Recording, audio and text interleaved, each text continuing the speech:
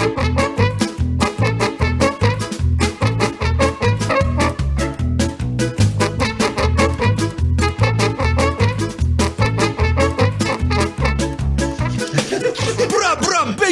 up, coming straight out of Northwest Kent crew. It's... How do you do?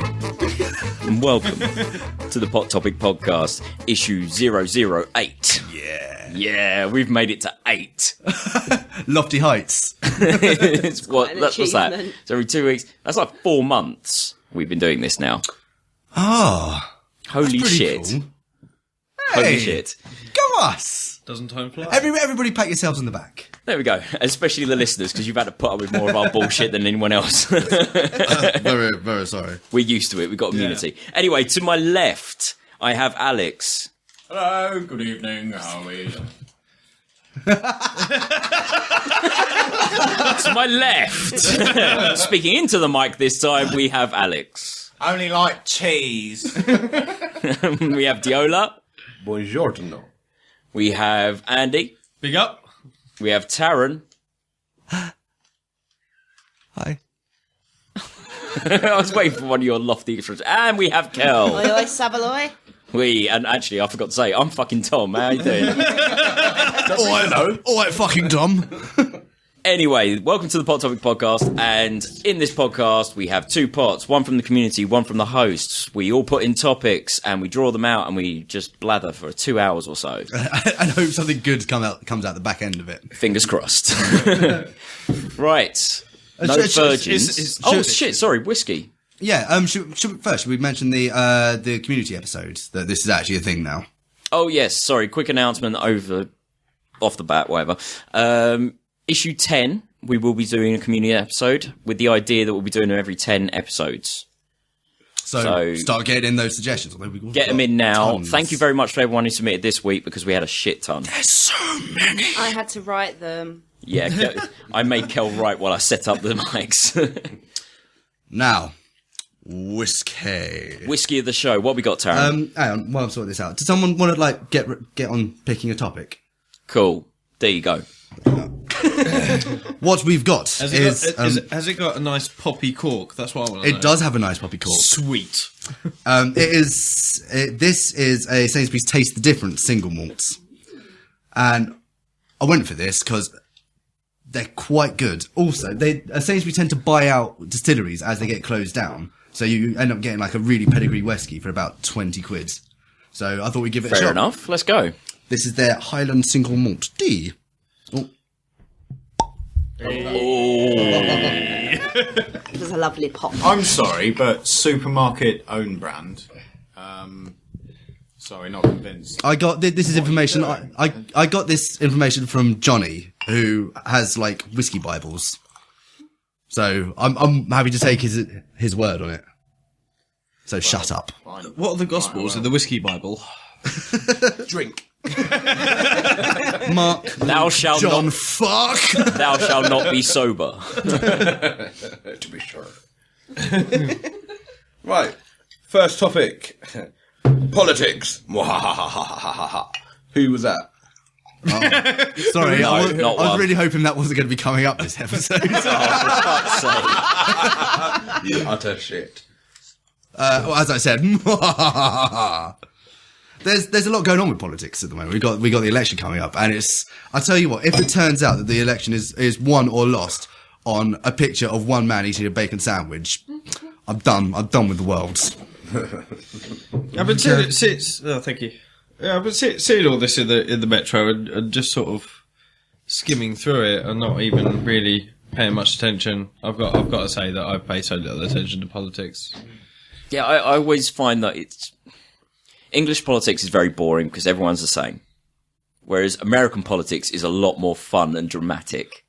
And a lot more racist? Exactly, that's the drama. We've got UKIP now. Oh, wait. It's all right, man. The Tea Party still tops them by a mile. Anything with Palin attached. Oh, my fuck God. me. We're shit this episode. We got off to a flying start, I feel. We're not drunk enough to talk about politics. You were talking about not being interested in politics, Andy, and I'm kind of the same. I'm interested. I'm not interested. I wish I was more interested, but they make it fucking difficult. I kind of... That's the point. It shouldn't be the point. Well, politics shouldn't be difficult. No, because they don't want everybody to vote. So if they make lots of people not want to vote, then only the people they want to vote will vote. And that's why we are where we are now. I suppose that's certainly one conspiracy theory. So politics' image has been sculpted to not make people vote. Yes. Right. Oh, so it's all a method of societal control. This is kind of people hacking on an Illuminati scale. They bore the populace, and then all of a sudden no one can be asked to vote. Did you see there was this wicked video? It was Ed Miliband's. He was talking in reaction to some union issue, and it's just he says an opening statement, and it's like, oh well, at this time we're very unhappy that they've done this. We were opening talks because we were hoping to take into account the feelings of the family, and there's the greater issue at large here to talk. And then the dude would ask another question.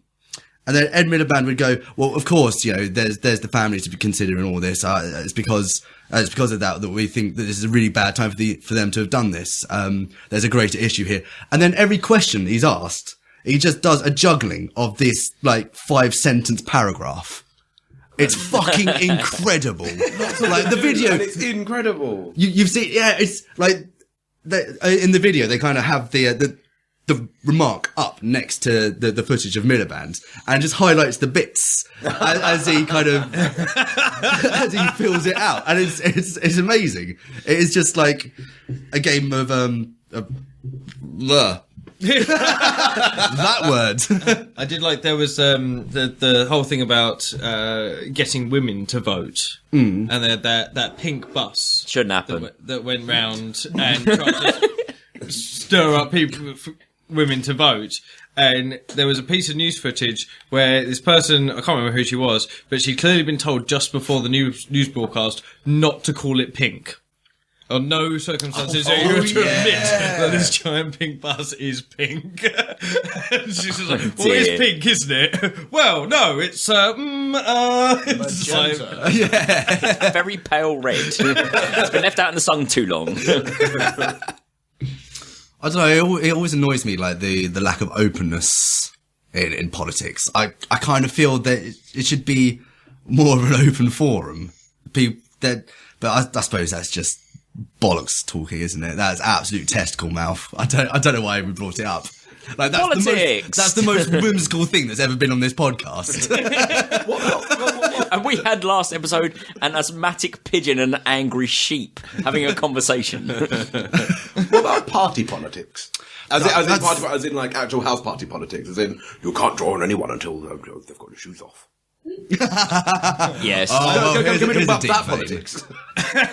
Alex, do you wish to tell us all the regaling stories of how we've drawn on you, put a well of flour on your head and put a little pond on top of your skull? Let's get that video Take your up. shoe to the floor.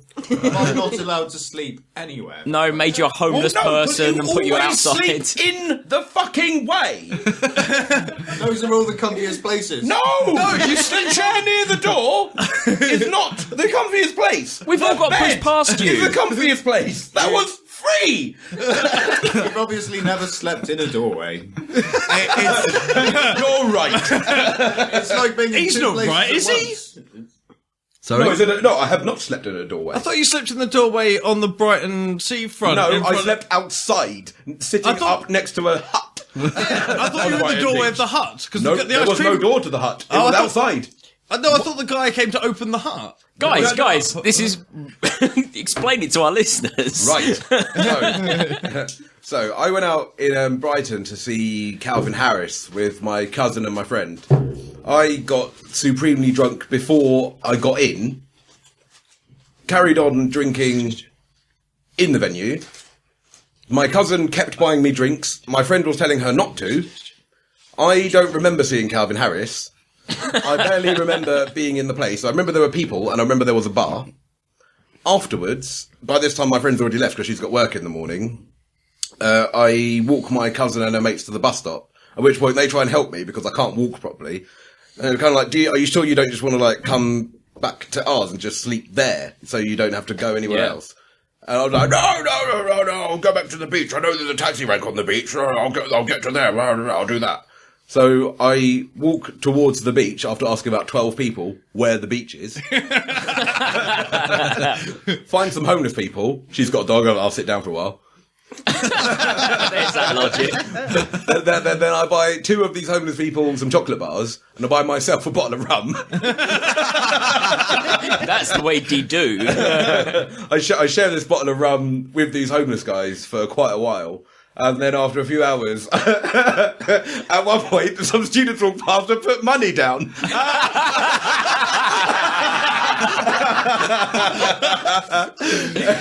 So yeah, I finally leave these guys, and then my memory completely fucking blanks out. Literally about 12 paces away from the homeless guys. And then my next memory is this guy, like, going, excuse me, mate, you need to wake up. You need to move. I want to open. And, you know, on the beach, they've got those little kind of, like, hexagonal-shaped huts that sell, like, ice cream and donuts. Yeah. I was sitting there, leaning against the wall, asleep. So Jesus. I wake up on the beach in the morning, vomit my heart out down all the stairs. And because I'm staying at my friend's, and she's now at work in Crawley, so I've got to spend the entire day in Brighton, hungover to shit, wandering around because I can't go anywhere, because I can't go inside. So I go into like H&M and buy an on sale puffer jacket that's like 2 sizes too big, this massive blue cloud, and then I go and try and sleep on a bench looking at the sea while it's raining and cold. Bravo! Yes.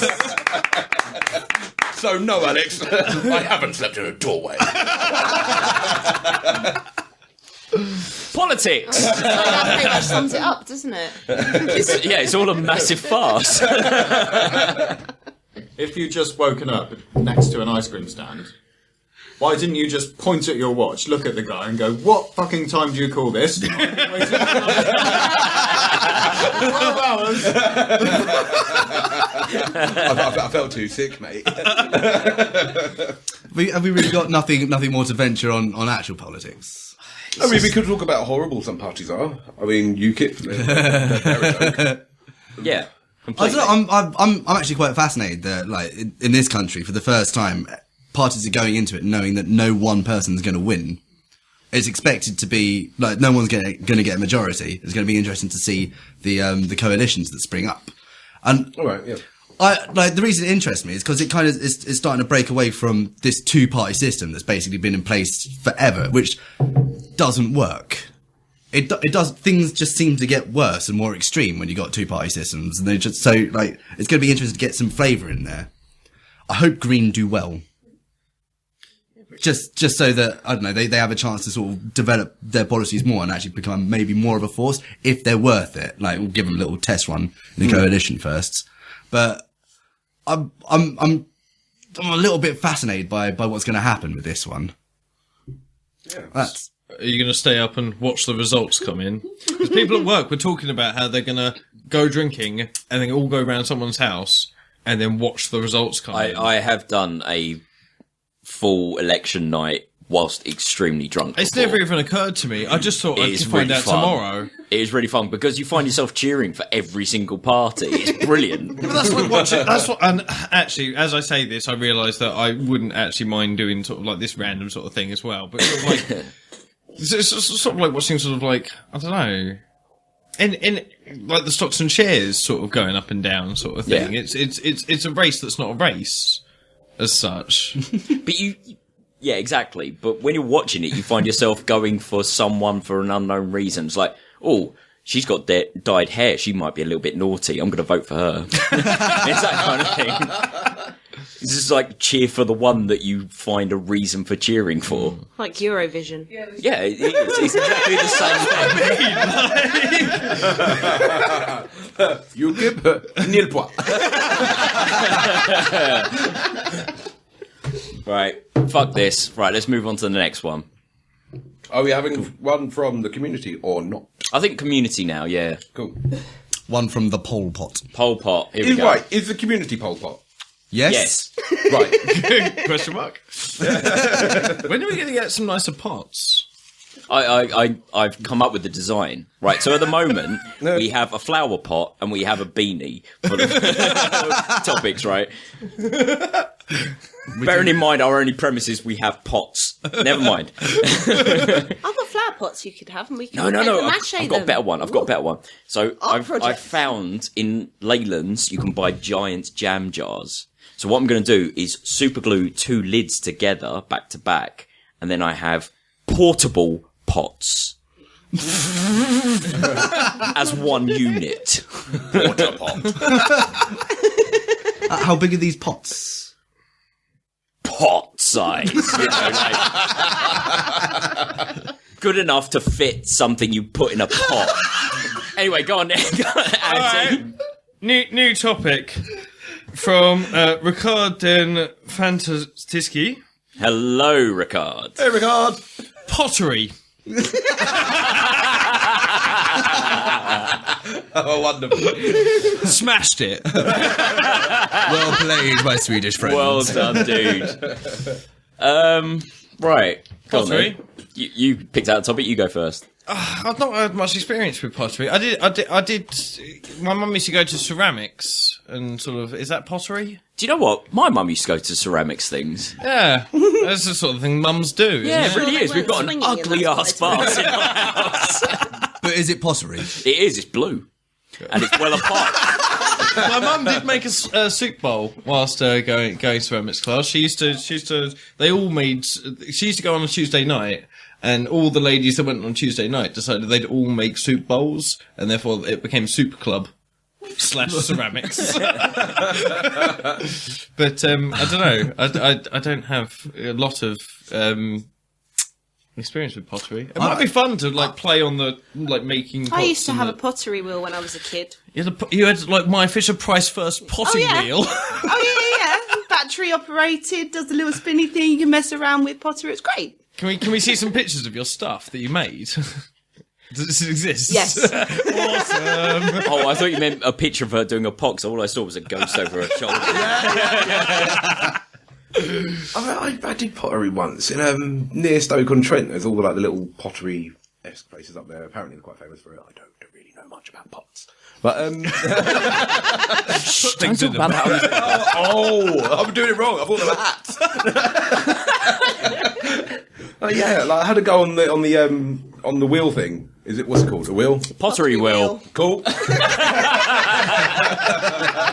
And it's really fucking difficult. I was just like, that would be easy. You just want to hold it and put your thumb in and make a big thing. It was shaking all over the fucking shop. I've got the vaguest memory of having a go on one, and I've got a feeling that my bit of pottery hit the kid sitting next to me. Excellent. Go on. For some reason, I imagine that pottery would be a little bit like juvenile doodling in that you always end up just making a cock because you start with I think that's clay modelling. big clump of clay. You go, oh, I can move it. I can make it thinner, make it go up, and I'm accidentally making a very tall, thin mushroom. And then eventually, suddenly, you're, oh my god, I've made a penis out of clay.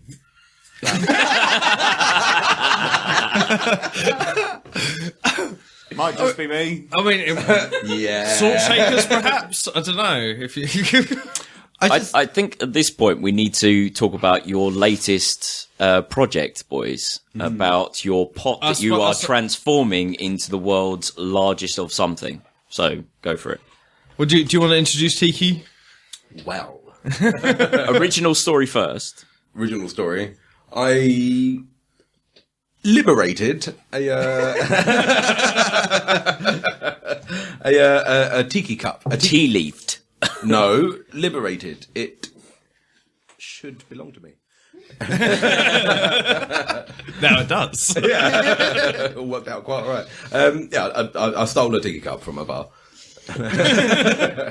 And I was like, oh, this really cool cup, really nice tiki face on it. And I kind of like, oh, this is really cool. I'm going to drink from this. It's all quite nice. And it slowly, really fucking quickly developed a really weird personality. Like, I'm completely under its spell. And it's not just me, it commands everyone else. Yeah, like, if Tiki's out, people gasp, people say, oh no, and people get drunk. Because if Tiki ever empties, the party's over. So Tiki just gets filled. But you can't go to bed. No, you can't go to bed without actually, finishing Tiki. You know what happened the other day? It was like after a weekend here, so I was feeling a bit like hungover and ropey anyway, and I wanted a glass of water. Tiki was on the side clean, and I went to pick it up to put water in. I was like, oh no, I can't put water in here. That's bad luck. Anger the gods. So that's a Tiki cup. It's kind of become a strong part of like this group friendship. You know, like in Firefly, where the ship is actually a character. Tiki has become... Yeah. Oh, God. I'm almost surprised he doesn't have his own Facebook page at this point. He will soon. Yeah. So If you ever hear the simple, like, there's always a harbinger noise with Tiki. You always know he's coming because someone will just go, oh, Tiki. Cheeky Tiki. So Andy came up with the fantastic idea of, well, we're going to have a party. We're going to do a big cocktail, get a massive flower pot or something, and do carnage. Which is... Oh, Carnage. Yeah, you explain carnage. Carnage was a cocktail recipe that I was given when I was at university. And step one on this recipe just says, go out and buy a bin. Which is a good way to start a cocktail. And then it's got like 4 litres of vodka in it, and then like 4 boxes of wine, and then like 12 litres of hard cider, and then some diet lemonade, because it gets you drunk quicker, apparently, according to the myth. And then you top it off with like 4 litres of straight Vimto. And load it up with a couple of bags of ice. And the thing is, it works like a Long Island iced tea. It's extremely alcoholic, but there's no kick. So you've got a bin in the corner of the room with the word Carnage written on it in marker pen. And people are like, okay, well, I'll have some because it's here, and it's like the thing of the party and whatever. And then they take a sip, and then they're just like, oh dear. That's very nice. That's far too drinkable. So, as a new vessel for the next Carnage that will be made, I thought there's no better place to put it than a 40. Well, that's 60 litre Tiki cup. It's a giant flower pot you'd use to hold a small tree. It's ridiculous. We'll put some photos up on the Instagram wall, so have a look. But yeah, no, that's our new potting. So that's the extreme of potting that I go, clearly. It's got to be big, made out of plastic, and got a big tiki face on it, and I've got to be able to drink out of it. And we've got to have... and I'm currently designing some flame tornadoes to go next to it. If you're going to do it fucking properly. Fucking right. Traditional pottery. Right. Thank you, Rickard. I think that's all we've got to talk about actual pottery. I've got one last thing to say about pottery. Oh, go on. It's always struck me as sort of pottery spinning. It's always struck me as glass blowing for the kind of cunts that drive Volvos. Next up, sex education. So first you get your pot. You put some gravel in it. Put some gravel. What's sex education like for you? Sex education. Oh, fuck me. We had Really? Was it that simple? You did the advanced class, didn't you? Sex education probably began when I was very, very young, and like a neighbour's kids came over one day, and his older brother sort of explained, "Oh, do you know what sex is? Have you heard of? I've heard of sex. Oh, do you know what it is? No, it's when a boy puts his willy in the girl's vagina. Oh, really?" And then I immediately ran inside and went, "Mum, is sex when you put a willy in a vagina?" And she just does this look of, "Well, yes, or near it."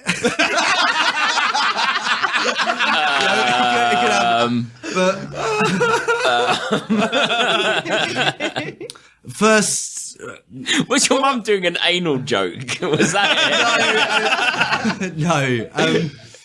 I think she was trying to be cautious and trying to get a hold of the situation, bless her. But I was very young at the time. I don't think she was quite ready to have that talk with me.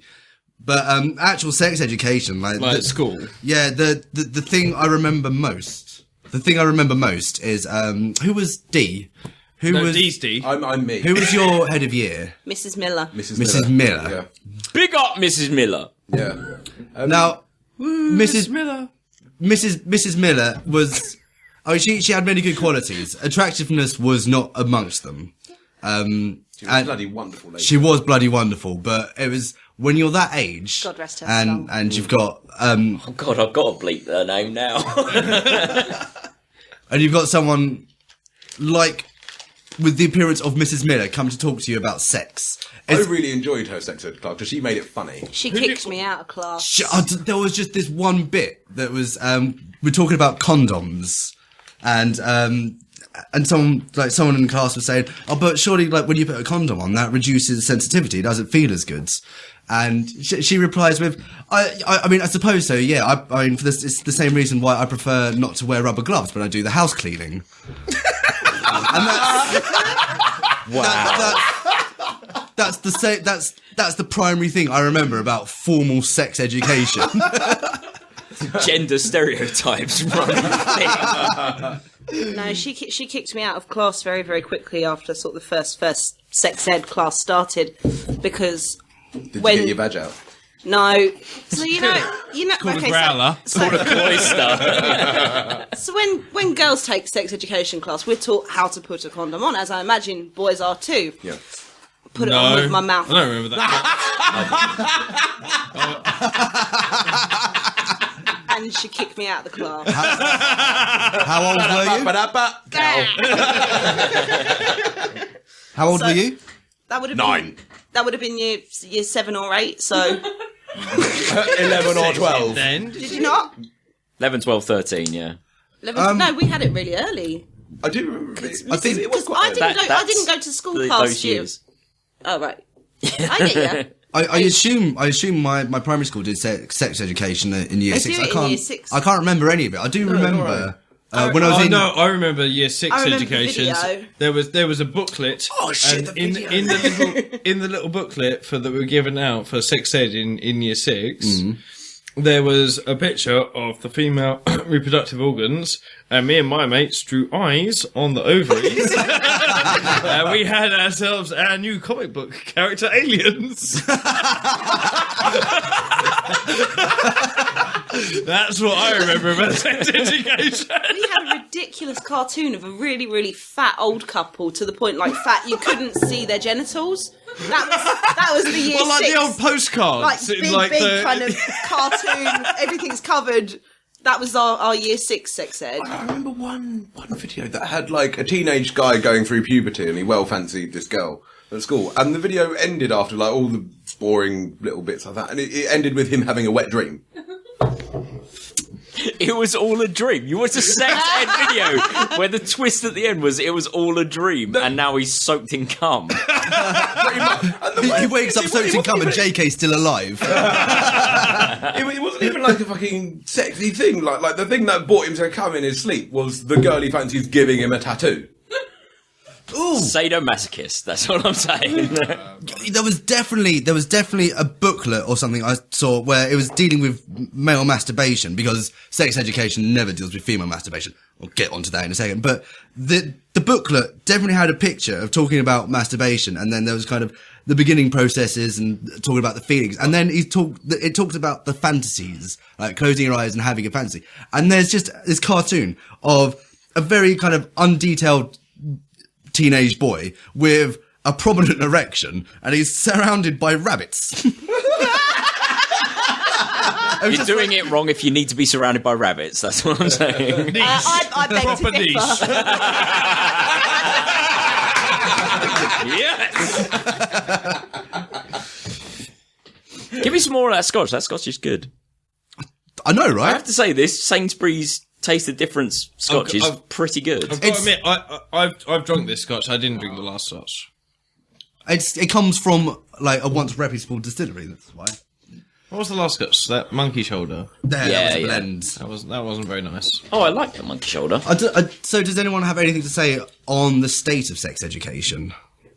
I don't know much about it. I don't know. Because I haven't think been it's to pretty school poor. for a while, so mine was utterly awful. Imagine, if you will, Anne Widdecombe giving a tutorial on blowjobs. I mean, that was how disconnected it was. That's fucking hot. What? Sploosh.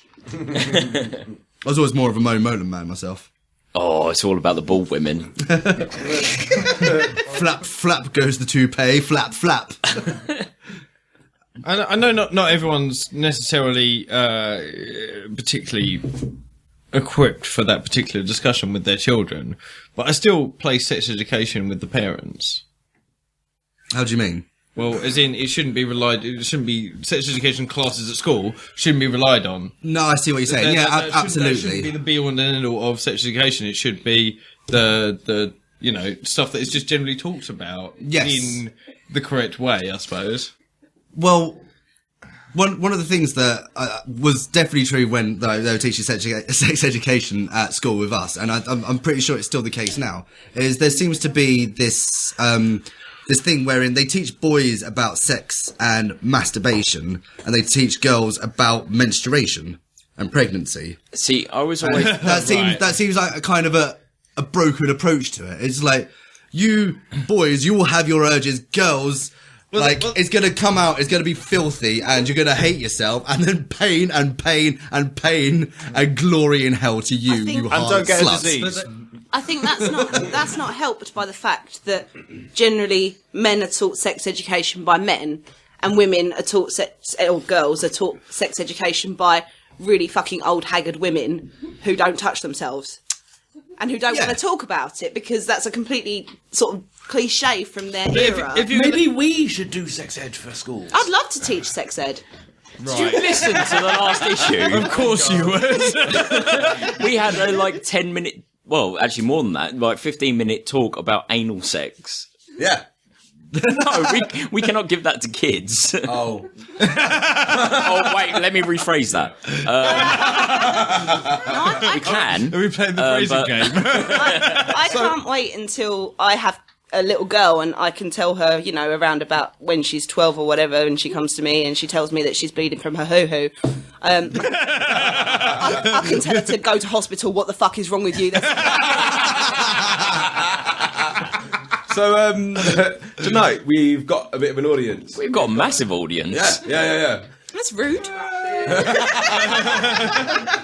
So we have Rita, Paula, and Jason joining us. Woo woo! Pop, pop. During So during this last segment, Dee got handed a note from Paula. and I'll read it exactly. Will you read it exactly? So, my introduction to sex education was from my dad's porn mags from Germany. China! Do you know how she found it? She was helping her mum hoover.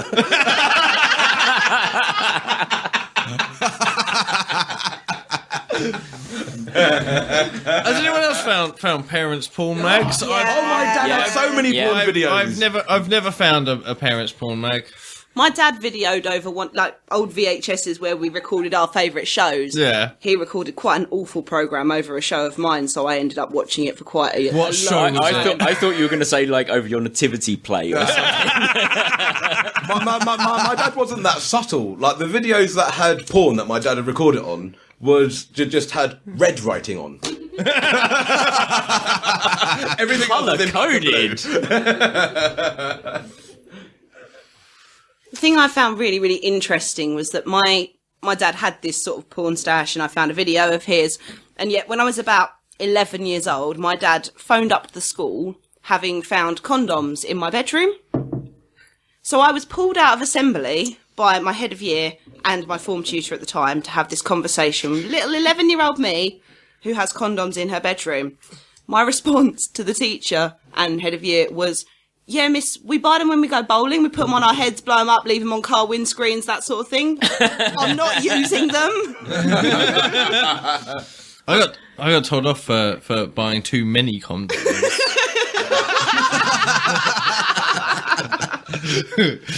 Basically, I was buying condoms, and the same applies to condoms as any other commodity. You buy a larger box, it's a saving.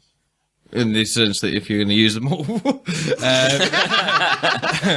And my mum found them and had a right go at me because I had so many condoms. She was pissed off that I was spending that much money when I should be saving for something else. You have just reminded me of, I must have just left GCSE age, so I was about 16. Me and all my boy mates, because I went to an all-boys school, were going round some girls' houses for an house party.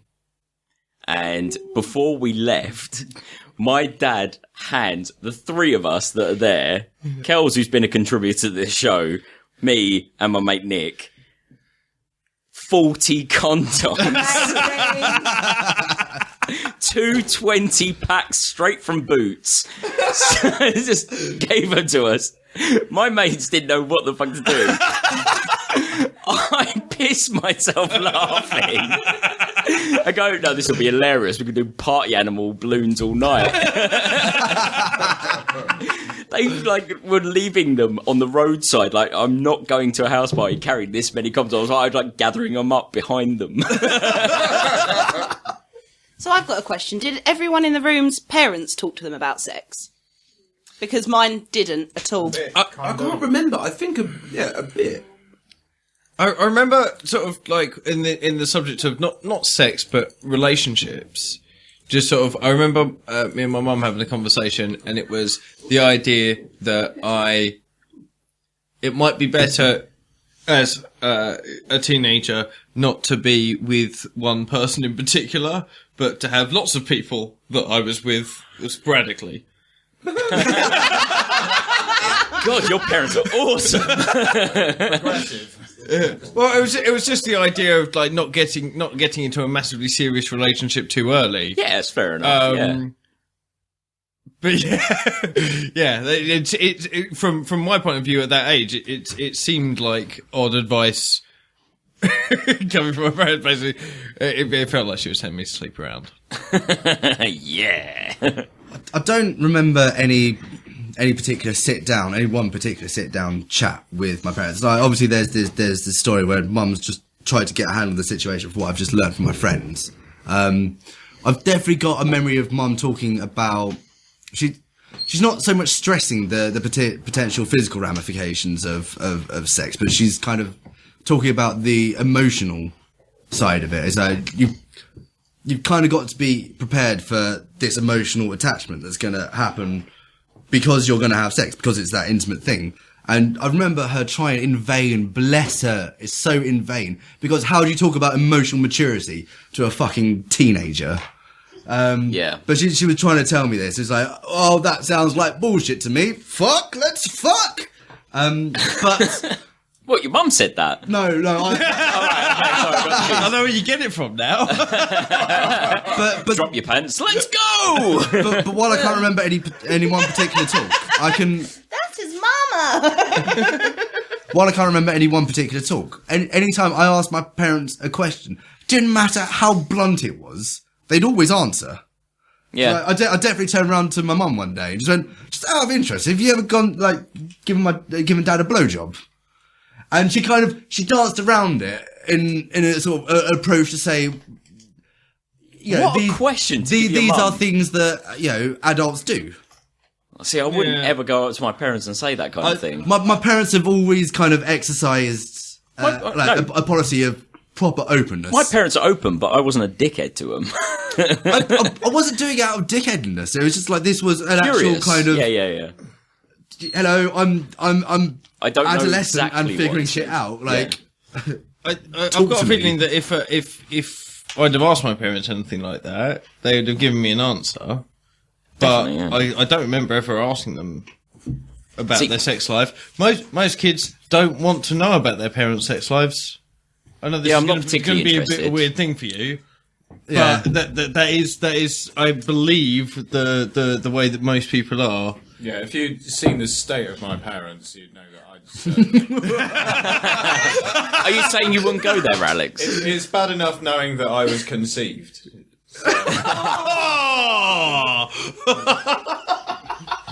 You know it's at least happened twice. That's why I've always wondered if I'm the milkman's son or they found me in a basket outside the front door, but no, apparently. Yeah. Apparently they fucked like rabid dogs. Did anyone else have... my parents, when I was young, infant age sort of thing, we had the sex ed book that was basically like the female and male anatomy and... The birds and the bees. But it was literally like a picture book, but a sex There was one education called book. The Birds and the Bees. And maybe that's it, I don't know. But it literally showed pretty much the most basic information about it. I remember reading a book, something like that, and but for some reason, when I read it, and I don't read an awful lot, to be fair, but and I imagine that my approach to reading then wasn't any better. Yeah. So I probably skimmed it, even though it was a picture book. But I remember, because this was when I was very, very young, and sort of I had the knowledge that okay. The at that point the man and the wife, they have sex and Tom and the sit Dumping in the hole. I'm not gonna. Damn it. so yeah I'll drink my whiskey and see. I had the idea that it was the semen and it was the egg that made the baby sort of thing, but I for some reason I glossed on the idea that the penis actually went inside the woman. So it goes inside the woman. Right, okay. or near. I'm sorry, D. Or near Taryn, absolutely. That was the thing. Like I didn't understand that the penis went inside the woman. I just knew that they had their special cuddle, and then there was semen in the egg, and I was just like, but because I'd already had my first wet dream, so I knew that semen came out of my penis, but then I didn't know how it got into the woman, so I assumed that it was like self-reliant and would just sort of like track. So wait, let me get this straight. Let me get this straight. Please let it be like a Terminator theme tune when it's Let me going. get this straight. You basically assumed sperm acted in the same way as extremely juvenile joeys. Crawling from uterus up the fur into the pouch. I love this podcast. I fucking love the podcast. When I was extremely young, absolutely, and I was quite confused about it. Fair enough. I remember my little brother when he obviously found out sex from something. And, Big up, Folla. Little brother, yeah, bro. Literally. And, when he was really small, he came up to my mum, and he was just like, "Oh, sex is when a man and woman put their willies together." No, that's when D does it. We told my little sister that the way to get a woman pregnant was for a man to pee on her. She should believe that for a really long time. Was it phrased as special pee? like a special cuddle? Or just normal. We just preparing her for what happens when you get older.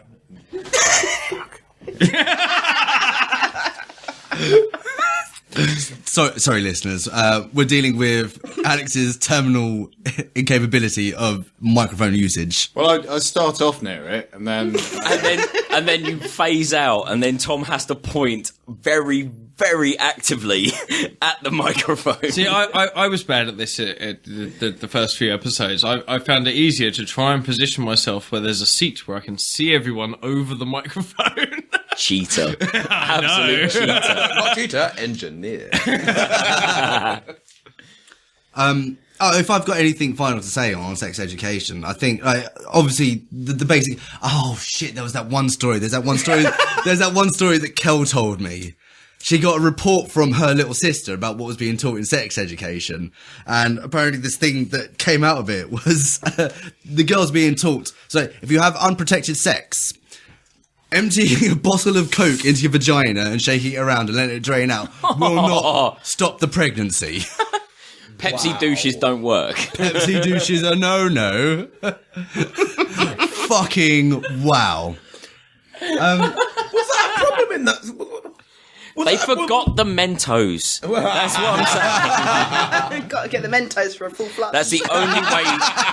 The only taste difference. It's the only way to really get rid of a baby. That does sound like a The problem is Vodka and coat hanger usually works quite.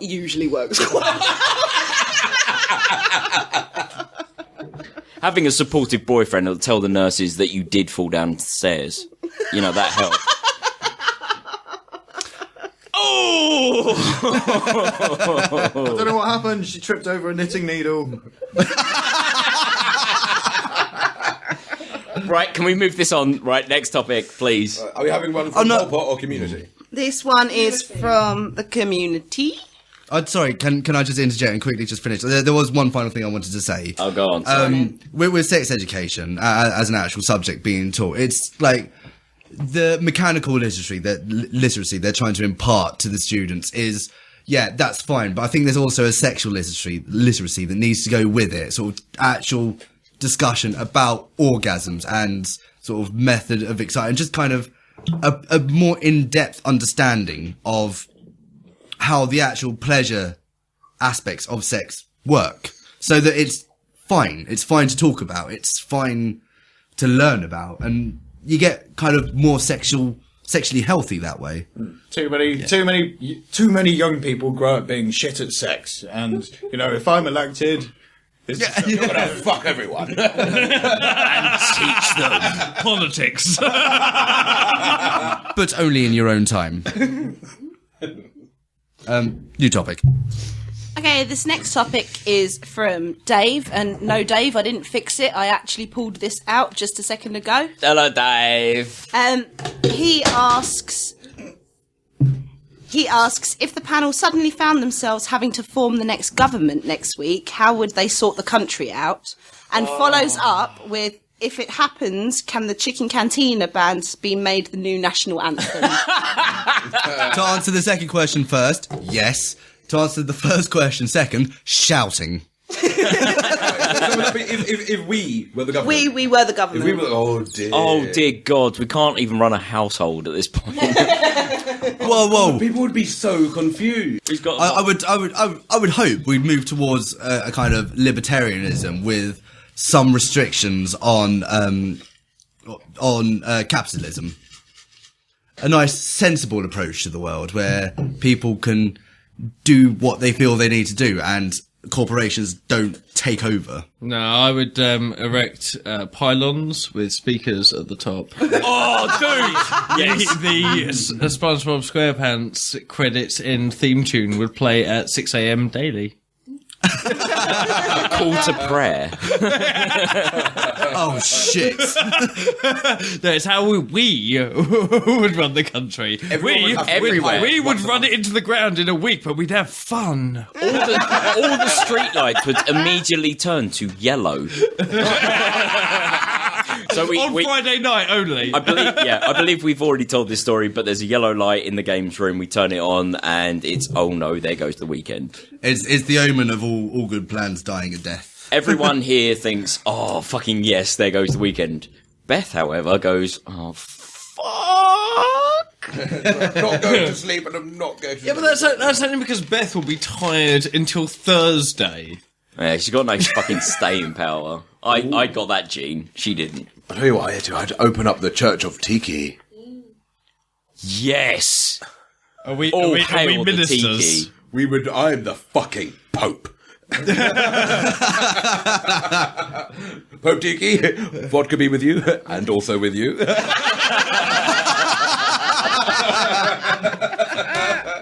Go in peace and drink rum, my child. My math would be awesome. Your maths would be like a hospitality D&B gig. It'd be fucking awful. That's a nice way to start your Sunday. I tell you what, every Sunday at Scala, that's what I'm saying.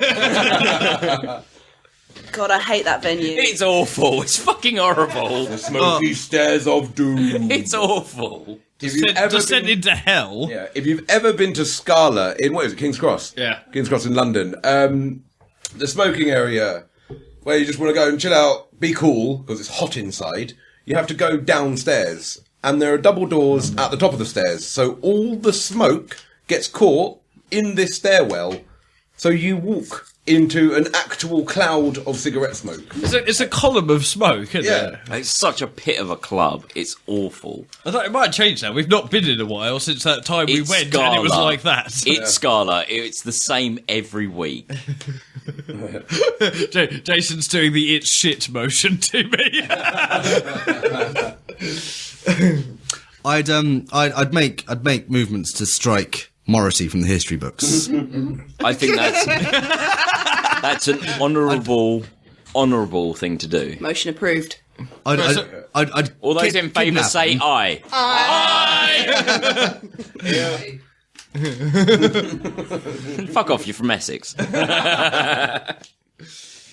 What would our party political broadcasts be like? They'd be like this. This is our first Sawmill for Prime Minister. Politics. Well, not really. It's all our politics. How would we fix the country? I know. Go for it, Alex. Well, basically, we wouldn't need to burn fossil fuels or use nuclear power. You just get everyone who doesn't have a job and say, well, you can come and get fit and we'll pay you. Treadmills? Are you thinking giant treadmills? No, but is it, a way to get the population a lot more healthy, a lot more into exercise, and, you could also work it into the Royal Mail, for example. It's a little bit Matrixy, turning people into batteries. Yeah, but every human is a battery. The system worked. All right, Morpheus. Before Keanu Reeves came across, the system fucking worked. It would work. You could even have people delivering letters on a bicycle that was a lot harder to ride, but it charged a battery because it had a dyno. And Are you saying 90% of the populace turns into a courier service? Well, no, just the people who don't currently have jobs and want to get fit and lead a healthy lifestyle. Jason. Joe Joe Gilbert. In joke, 659. Room full of sea piling. Just wanted to point out, but we don't own Royal Mail anymore. Sorry.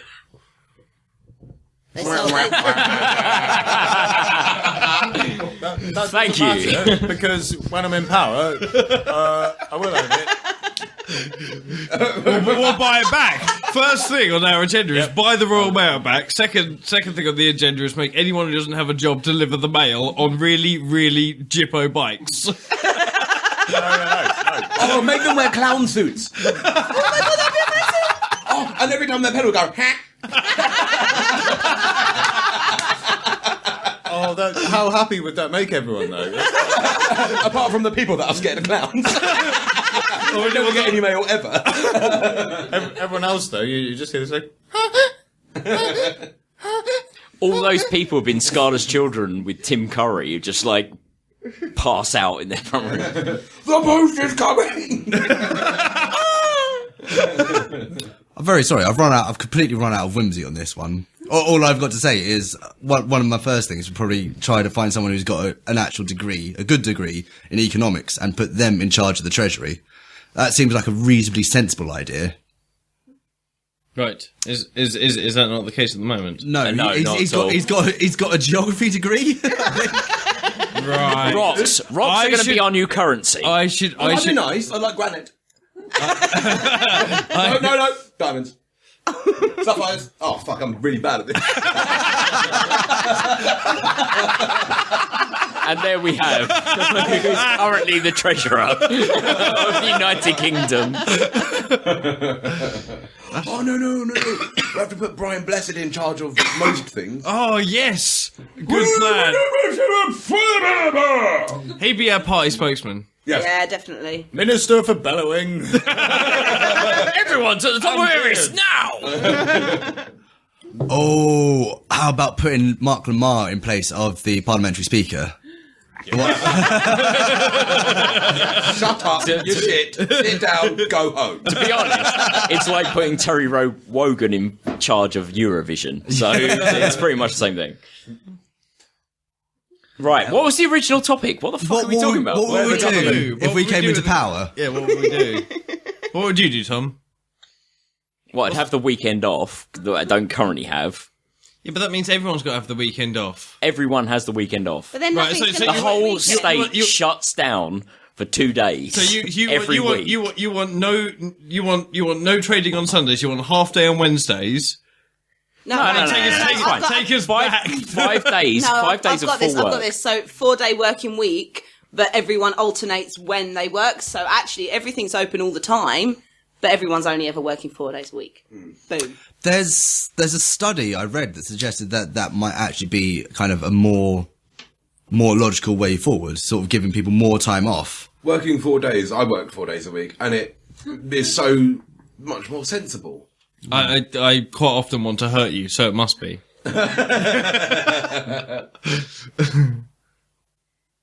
There's pointing going on. I can't work out what's going on.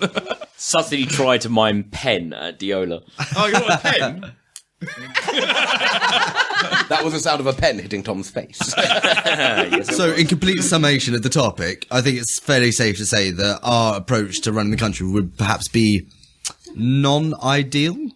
It'd be sporadic.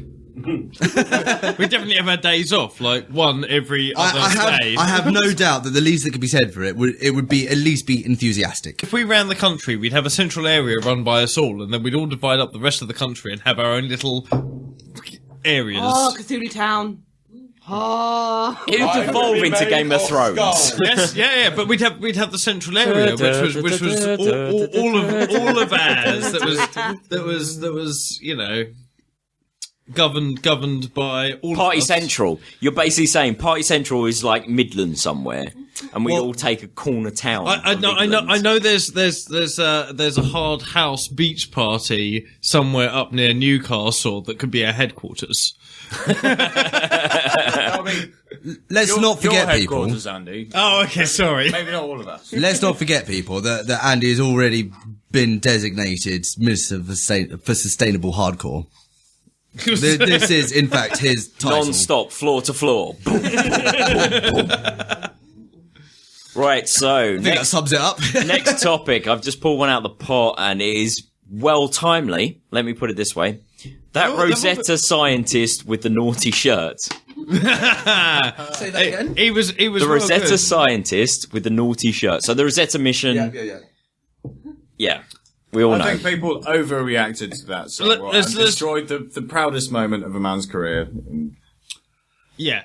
Let's just point out that his shirt wasn't naughty. No, It wasn't, It but was naff, ironically. I can't understand why he wore it at the same time. I can. He liked the shirt. No, it's more than that. Yeah. This shirt was made for him by a close friend, and who, Oh, by okay, the way, fair enough. turns out to be female.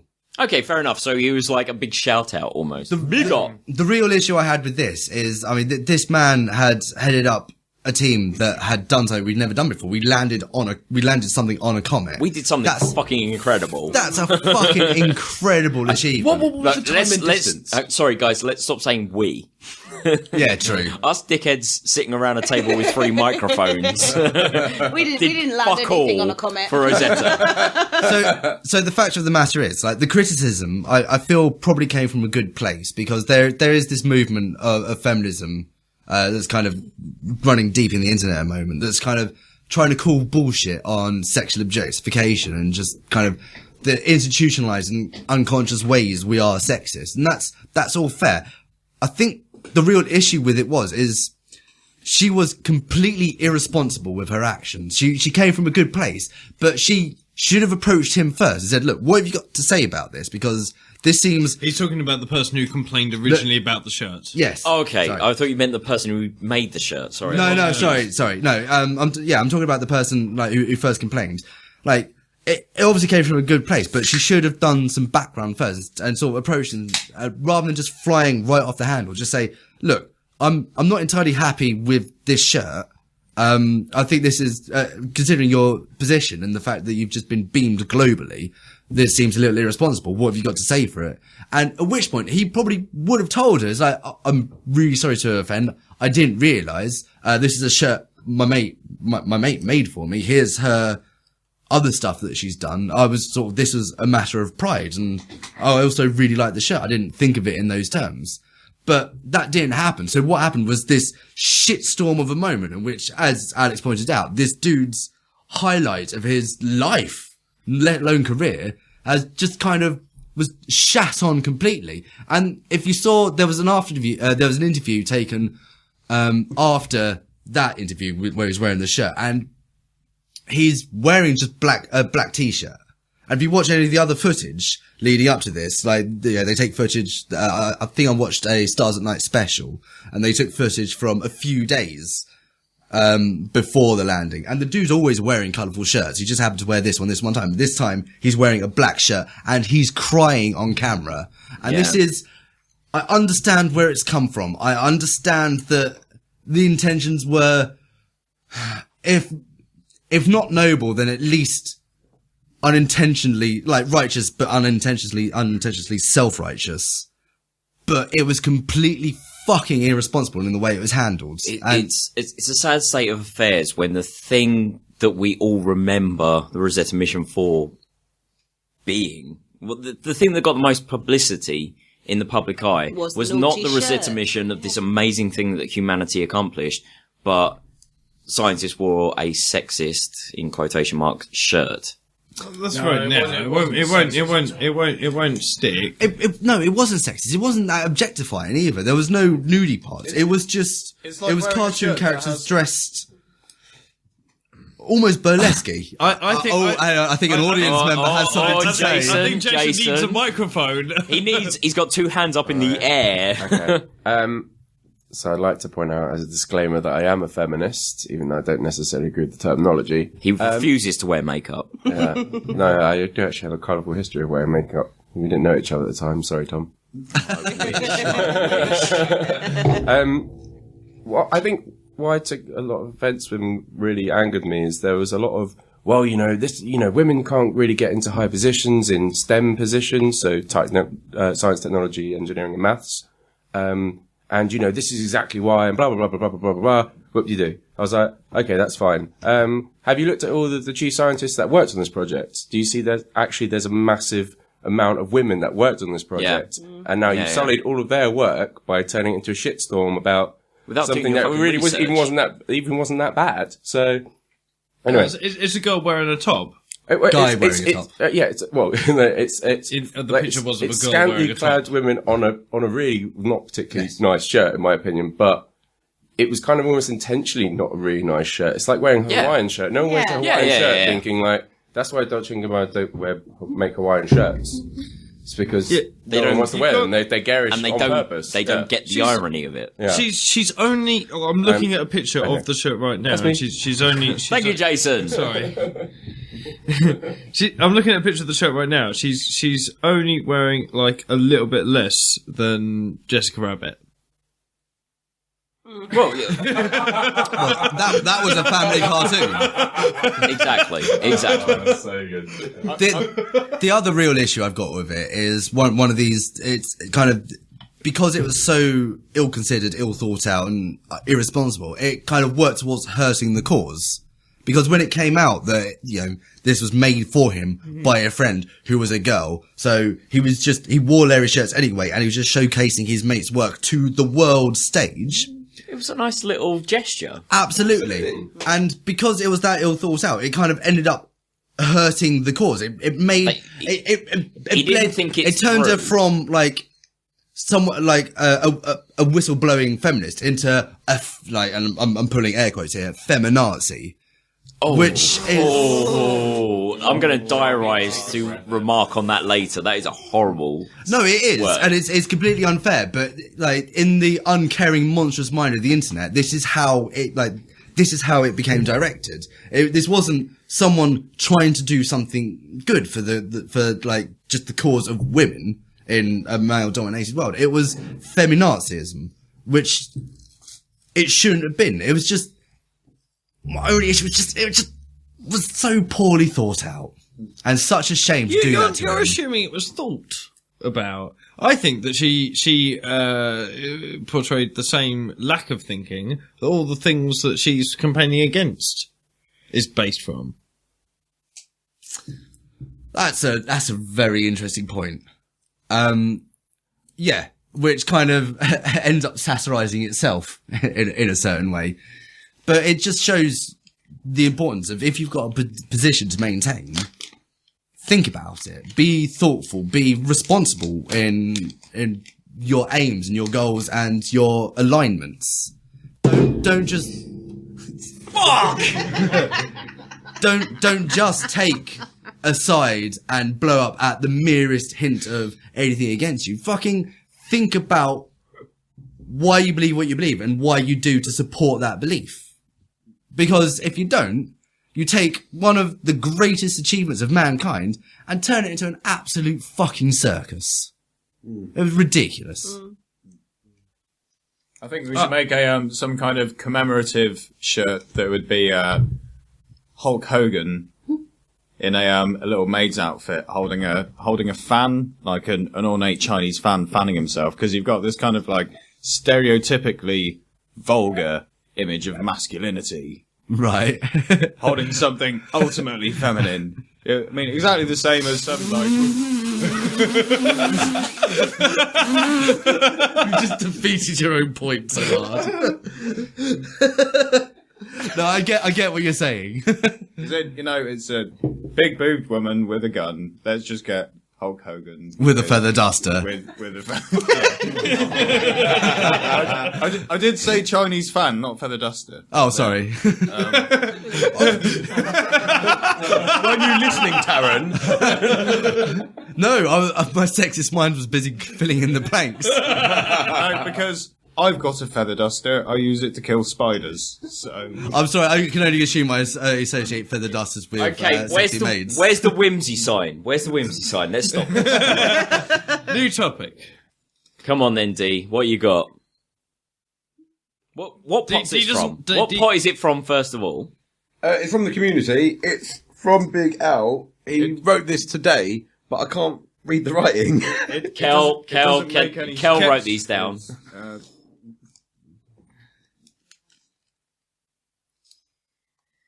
So from Big Al, he's asking, where is the best place to aim for on a general average urinal to avoid splashback? I know this is a topic every man wants to know, but no one wants to ask. To be fair, Dave, Just to the you side. are... Dave, Big Al. Oh, sorry. No, leave that in. I'm now going to call him Dave at work. Beg your pardon. I thought this was from Dave Vincent rather than being from Big Al, your mate. All right. It was a natural leap. I think it's all about angles, because you want to have the smallest possible angle when you strike the porcelain. That's what you're aiming for. So go to it as close to the edge as possible. I normally go for like either the right or left side. So as the piss hits, it kind of sweeps round and kind of avoids Exactly. avoids right angles. I went to a pub the other day, and you know they have the little rubber things in the bottom of the urinal that cover the hole, and then they have like a urinal cake that goes in the middle. Yeah. Well, the other day I went into a pub that not only had both of those things, but also had another thing that was like a spray diffuser that went over the top. So no matter, I'm sorry, I don't get this concept. Go on. it's like a spider's web or a jungle gym that sits. Gym for piss. Yeah, it's like a miniature. You're not making this easy to imagine, right? So like a hexagonal sort of ball. Like Right, like a yeah. football, but with lots more smaller hexagons. Right. Like, only half of it, and then just sitting on the bottom of the urinal. Okay, So as you piss through it, it just diffuses all of the wee, so there's no stream by the time it hits it. I would imagine The that problem would- with going to the left is that it goes right down and comes up the side. The problem with going How hard are you peeing? This is exactly what I asked Alex, because he was he was warning me, because we've got the same trousers, and he's just like, he's like, you need to, we don't share them. And he just, I have lost track of this podcast. I have no idea what's going on here. We Right. do, just let it go. Okay, go. yeah, and because the trousers, when they get wet, it's one of the like kinds of trousers where if it gets wet, it's noticeably wet. Yeah. And he's saying, right, when you go to toilet, I would suggest go into a cubicle when pissing in the toilet, because, I mean, like, it always just looks bad. If I were in a urinal, because I always get massive splashbacks. The outcome is going to be just Noticeable. moist around the Yeah. groin area. Yeah. Okay. But I don't have the problems. I wonder, that's the exact question I asked him. I was like, well, how hard do you piss? Well, yeah, because if you catch the right angle and it's the right porcelain, then it'll just swing back round. Again, with you... If you catch the right angle and it's the wrong porcelain, it cracks. However, if you get the right porcelain and the wrong angle, you get it in your eye. When I use a urinal, I generally... I'm sorry. It's just kind of a squat and cough and hope for the best. Squat and cough. Pray you're in the right position and think of England. Darren? Yeah, unfortunately, I've got the answer to this on my phone. This is something we can post up. But what I'm sending around the group now is a picture of a urinal toy. And it's basically... No, that's pretty much what I described. Okay, this is a urinal toy, but it does the same job as the thing I described. It's just a little prettier. Okay. Have you seen on some So- on some urinals? Let me just jump in there, D. I need to finish describing this toy, because it is a green mat, as though a lawn, and then there is a goalpost, and then hanging down from the centre of the goalpost is a little football. Oh, fantastic! So, ideally, if I'm going for a piss in a urinal, I aim for the football. Well, it's I will that put a basic- picture of this up, because it is simply the best toilet experience I've ever had in Brighton. It builds up Wicked. to your hunter Really, instinct. the best in Brighton. It's something that makes it's fun to aim and shoot at things. Exactly. But they painted things on the porcelain as well. Yeah, that's exactly what I was about to say. Yeah, They I've painted seen- a little fly. Yes, I've seen the fly. That's what I was And about to they say. put the fly in the position that you piss where it doesn't splash back. Yes, it's beautiful. It's brilliant. Jason wants to say something again. All right. I was at a pub in Euston that actually had kind of interactive racing game judged on your stream of piss. Oh, wow. And so you had to dodge things by moving side to side. But until you'd done it, anyone that walked in thought you were mental because you're just like slapping your dick from side to side, going, "Oh no, right." My boss didn't play it. I'm sorry. Thank you very much. Good night, everyone. We love you for listening. Share and like the podcast. We're going to go pee at that urinal right fucking. I'll race you. I'll fucking race you, mate. It's my understanding that they were quite common in Japan at a point. They may This is still exactly what I was going to say. I need to go to Japan just to experience the toilets. Sushi. Like, there is some great... there's a Gundam cafe somewhere in Tokyo that has a toilet you go into, all the lights turn out when you flush, and the toilet that is a Gundam head will light up and start speaking to you. What's a Gundam head? I'm not going to go... basically think...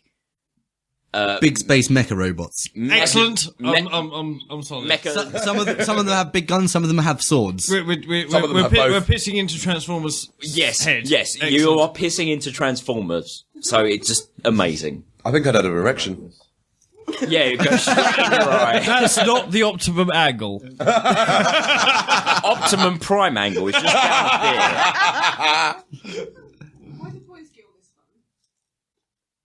Because That's a good point. Paula just asked why do boys get all this fun. I don't think there are many fun things. Because- No, Because we get to no. point and shoot at things. Sweetie, you need to buy you yourself a get the shiwi. pain of childbirth. You need to buy yourself a shiwi. that's the trade-off. We get to be standing up. They get the pain of No. childbirth. Yeah, exactly. That's exactly it. They get periods and childbirth. We get pointing and aiming at things and making it a game. Crossing the streams. We get the best deal ever. However, women will never experience the shame of sitting on their own ovaries as we can our testicles. It's a very special pain. It hurts when it happens badly, and you know it's only your fault. However, they Whereas also, the baby is half somebody else's fault. conversely, they don't get the pleasure of nut farts, which is when you sit down quick enough that the air escapes between your thigh and nutsack. They get Wearing Oh, pajamas. that sweetie. sensation. You've never blown bubbles. we don't get queefing though. You don't. I can. I'd love to be able to queef. It would look so fucking funny coming out of a cock. Imagine, queefing out of a cock. It'd be like just flapping all over the place. It would sound like a trumpet because that. Politics.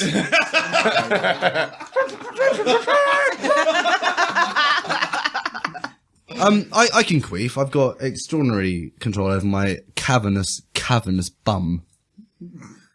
Like cavernous. That's not queef, mate. You can't queef. It is if you got control over it. Oh my god! Next topic, please. I could get to Q in the alphabet. That's all I'm saying. Andy, pick up a fucking pot. I don't care which one. pass me a pot. Community, I'm not in let's go. reach of Pol a pot, Pol pot. Right, okay. Community. Fucking hell. Please, for God's sake, Pol Pot!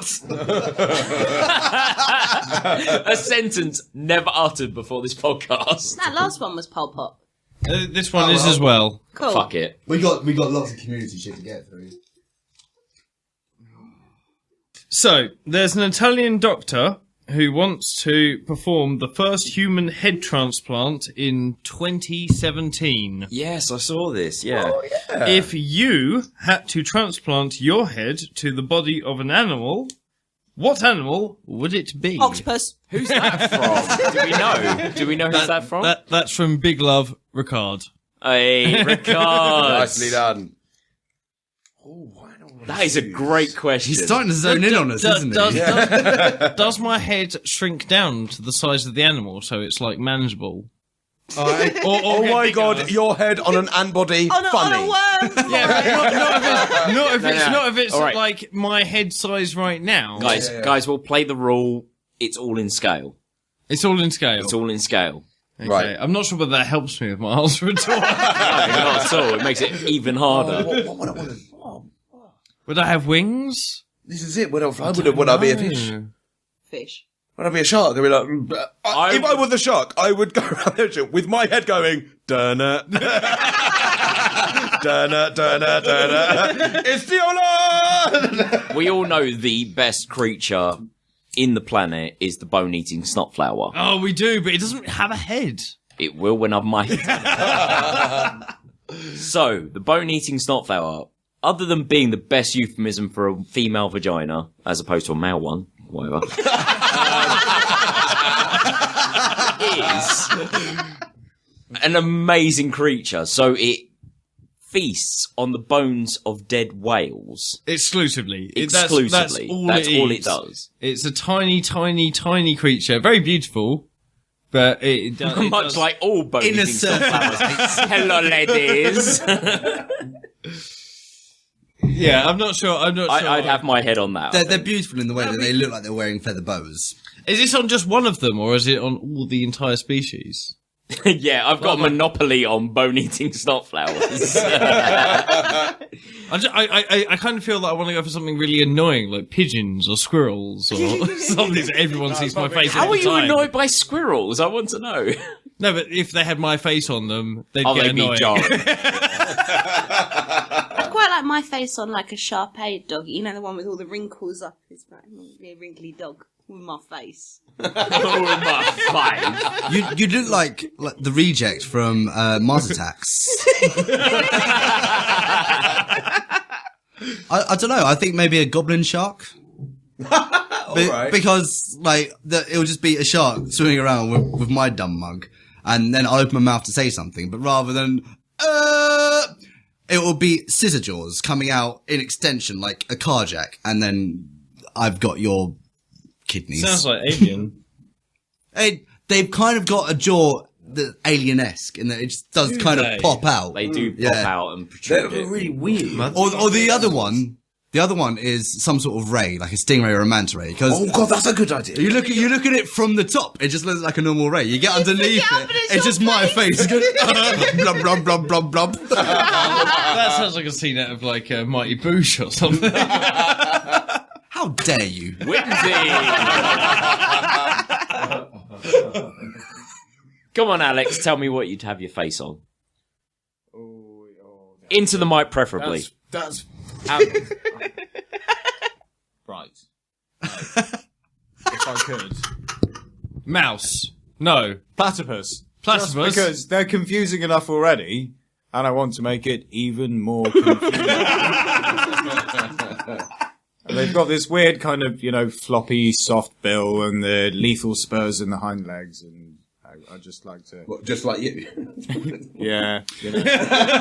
To be fair though, if there was a platypus that had your face, it would also at all times be wearing a tree climbing harness, and its primary prey would be climbing up trees and hunting koalas.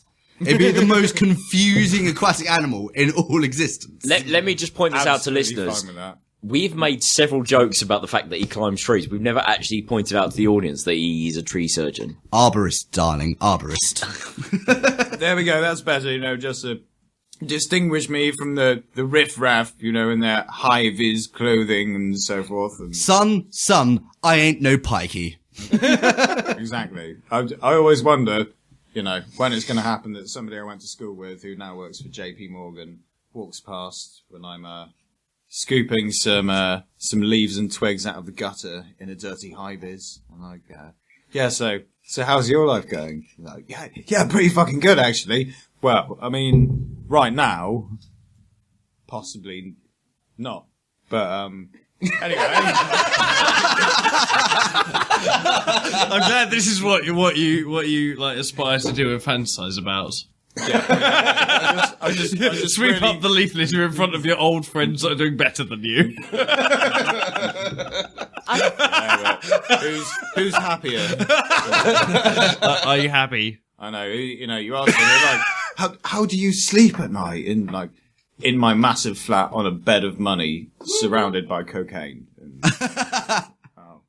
I quite... I think that just for, is it Rickard we got this from? Yeah. Yes. I think just for Rickard, we should Photoshop some animal photos with our faces on and put them on the website. You're so going to be like the biggest fish. Also, don't say that. That's putting more work on Tom, because he's the only one that really knows how to use Photoshop. I'll do it in I've paint. just realised I do owe Rickard a Photoshop of something from a couple of episodes back, which I will get So to. we'll do a group photo. Yeah.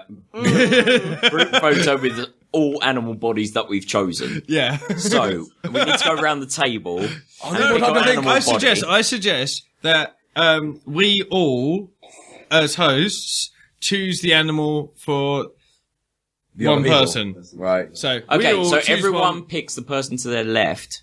No, I said the group. I'm sorry, I've chooses already got one in for mind Ta- then. For Okay, Taran, okay, all right, okay. and then the group chooses for Kel, but Kel doesn't have a say. Okay, and well, the group chooses. You started And off then- this train. Let's go Taran first. What body? No, you don't get a say. No, he doesn't get. We get to choose. That's what I say. What I do you want to. think? I What do want you to see Taran on an ostrich body.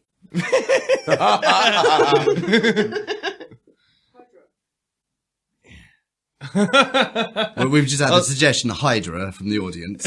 Oh, I don't want that many Taran's faces. One's bad Could enough. you imagine the Hydra going, in triplicate? Let's try that audibly. Ready? D, Taran, and me. Yeah. Yeah, it's No, not good. that's not a good Not beast. good. Hydra's out. I'd quite like to suggest one for D, if Go I'm on. right. So you heard about these bacteria that were discovered recently on the outside of the space station. I believe Yeah. they're called tardigrades. Right. Now, They've D, been around for years. D's. Well, obviously, they're not new. I know, but They come from the ocean, don't they? we've known about them for fucking years. We've only Yes. recently found them on the ISS, though. They're living in Listen, space, in Alex. the vacuum of space. So they weren't necessarily discovered. It was more that They were discovered on They the outside discovered of on the space outside station. Of the space. Oh, Echo. That's not discovering something. That's finding something. What's the difference? Discovering something is finding something. All right, let's not argue about this. Yeah. So Let me finish. No place for semantics. But So D did biology at university, and he kind of focused more on bacterial biology, I believe, and bacteria in general. You always get very excited about bacteria, so I quite like the idea. Oh, make me sound boring. It's not boring when he goes on about it. He's a fantastic teacher. He's very enthusiastic, which is why I like this idea that when they found these tardigrades on the outside of the space station, they zoom in on it, and it's just D's head going, "Have you heard about how cool flagella are? Fuck me!" I'm in space, bitch. Where's me Tiki? Oh God, the world for drunk bacteria. They call me Dracteria. All right, so we've got D pegged. Alex has clearly got to be some sort of tree climbing thing. An eye. Oh, Eye yeah. is pretty good. Eye is Alex pretty with good. his long finger. He's only really alive at night.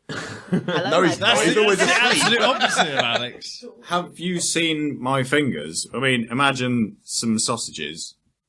No, it's only your Stuck to head a we're hand. transplanting, not your hands. Yeah, but Right, so let's move on. I think Tom should be some sort of some sort of like Yes. capybara or large rodent. Or maybe even small jungle cat. Oh, you could be an ocelot. Honey badger. Yeah, be Oh, badger, no, that's a good Honey idea. badger. A badger. Oh no, maybe Taryn should be on a hedgehog. Right, we need No, to move this on. let's go back to Tom being an ocelot. I've always thought about you, Tom. Like the one thing that make you even more cooler would to be have pointy ears. So maybe ocelot is. Lynx. Oh yeah. Yeah, I can What about see that. Kel? I can see that. Octopus. blobfish. Oh, I want to be one of the ones with the light. Oh, what, the anglerfish? Yeah, they're pretty cool. No, but you get distracted by it. As a Oh my god, I get well distracted by my own light. Look at that, where's it gone? Oh, where's it gone? Where's it gone? Oh, there. I'm bored now. Right, let's fuck this off. Come on, next topic. Who's going? It's Boring radio. from one from the hot pot. hot pot. Where's Who's the hot pot? selecting? Where's the It's hot pot you, gone? Taz. You've stolen the hot it? pot. No, I guess it's the iron iron. We'll edit out the dead air because there's a fucking cheesy ball in here. I'm gonna eat that. Nope. There we are. Random. Okie dokes. Random. Oh. Musical interludes. Oh. Bollocks. Sorry. He was out of his seat. I had to run back. So we've got a track lined up from Tim, our very good friend. Flyte 1, go search him on SoundCloud. But no, Tim has a track lined up for us, which is amazing.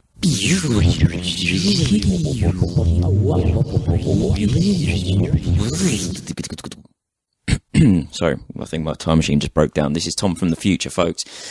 Just thought I'd better let you know where you can find this track. So it's Flyte 1's remix of Lauren Aquilina, I think that's how you say her name, track Falls.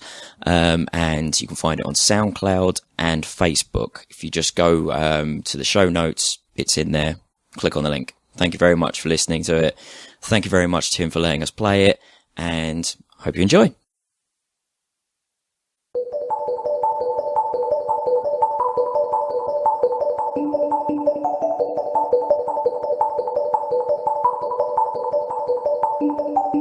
Those hardest to love needed most. I watched our bodies turn to ghosts. Such good friends, it has to end, it always does. That's the way life is. Do we take that risk? And so it all boils down to this. We've got our aim, but we might miss. We are too fragile just to guess. And I've been in this place before. Fine as we are, but we want more. That's human nature at its best. What if we ruin it all? And we love like fools. And do we have, we lose. And I don't want you to go, but I want you so. So tell me what we choose.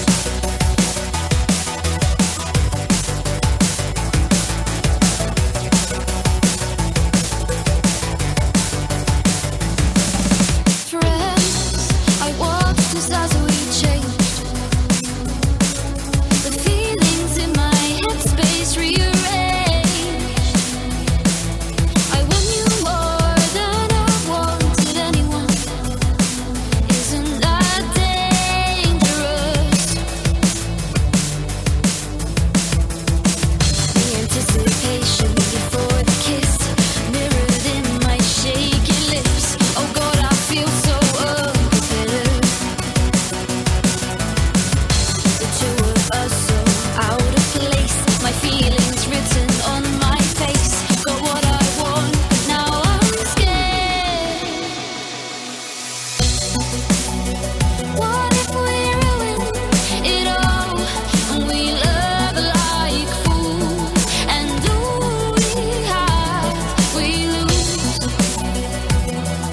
And I don't want you to go, but I want you so. So tell me what we choose. What we choose. What we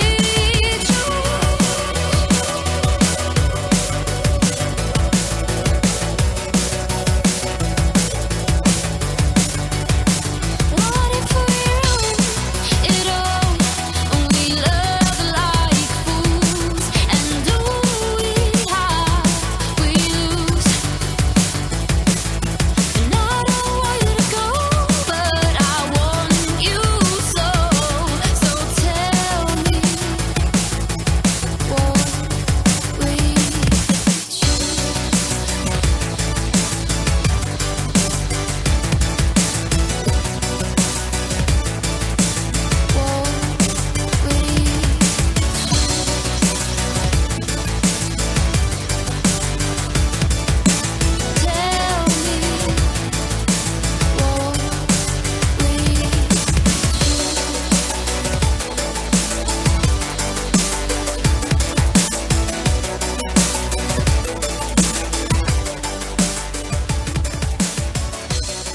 When you pulled out that lovely classical note of just, it almost reminded me of Beethoven's Sixth.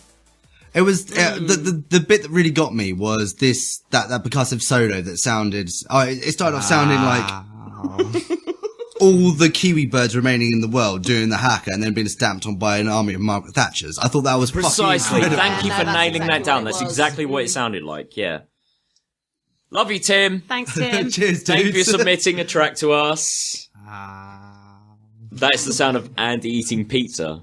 God, we need to wrap this shit up. Come on, next topic. Cal's going to pull one for us from the Pol Pot. Community. Here we go. I thought he said the Pol Pot was called R1. No. No, they said the This exact is the opposite. problem. They said the exact opposite when you asked last time. Cool, I wasn't listening, sorry. No. Think of it as in poll, as in a community poll. Pot. I'm not talking to the mic, I'm talking to him. But you should be. But we're on a podcast. So we can clap this out. This topic's from Dan. I presume Australian Dan, as and always. It is pub, bar, or club. Club. Topic done. Sorry, what?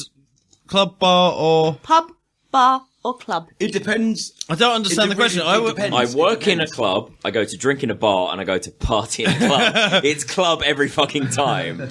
I was thinking of it as, like, bar, club, morning after. It's the opposite way around. Maybe you're talking about which... It's the wind up and the wind down. It's a bell curve. Which order would you do it in? Pub, bar, club, club, bar, pub. I think I'd go... No. If you're going to go on to level 9... Well, that was fun. Let's just say we've had some of the best clubbing nights ever with Australian Dan. So, Cable. May the 4th. Props to Cable. Oh my in God. Cable, where we all wore Star Wars masks. Doing that in Princess Leia buns was not fun. Dirty dub and D&B all night whilst wearing a Yoda mask was one of the highlights of my life. I'm sorry. We were the most dressed up in costume for a costume thing that was labelled as a Star Wars thing. And we had masks I printed out. Yeah, exactly. I was overdressed and I had a t-shirt printed with fuck the dark side, I've got dubstep written on it. Actually, pretty good. I'd like to see that fight, Darth Vader fight dubstep. I would love to see Skrillex get beaten the shit out of. So, yes. Yeah, but with the truck, not the dark side. No, by the a dark child. side of a truck. I'd like to see Skrillex beaten by a child. A particularly belligerent child with, like, you know, one of those for sale signs outside of houses. Oh, no. One of those axes that computer game characters have that are like 9 stories tall. Don't get me wrong. I have no particular ill will towards Skrillex as a person. It's just the vision of him and this bad stuff befalling him is entertaining to me. Yeah. Speaking of which, I've just pulled a new topic from the pot. Oh, ninja'd it right in there. This is one from the hosts, so this is one from me, actually. Music genres and their dumbass names. Oh, I love a good subgenre. Neurofunk is one of my favourite subgenres of drum and bass. You know what? Same here. What the fuck is it? Andy's dumbest name ever. Andy's got the kenning of this. He's got the perfect story. Like, Neurofunk came into my knowledge when we were all going to go see Black Sun Empire at Cable. The kings of Neurofunk. Holler Cable. But, like, I'd never seen Black Sun Empire. I'd never really listened to them. I didn't know much about them. So I Wikipedia'd them. And Wikipedia informed me that Black Sun Empire were Neurofunk. And I was just like, cool. Wonder what that is. So I looked up Neurofunk. And the internet, in all its glory, informed me that Neurofunk was the fun-free, non-drop orientated version of tech step. And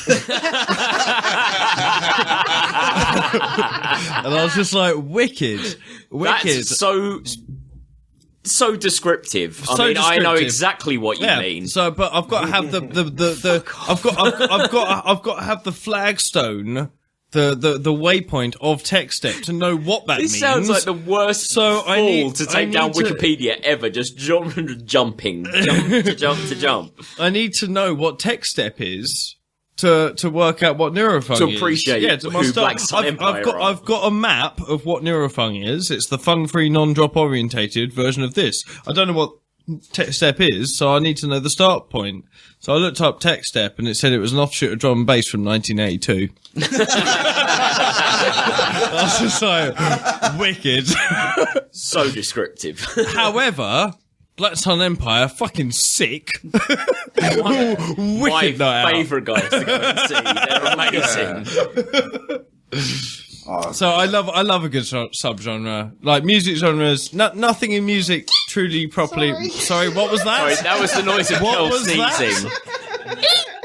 New genre on the loose. Catch it quick. It's called the cold.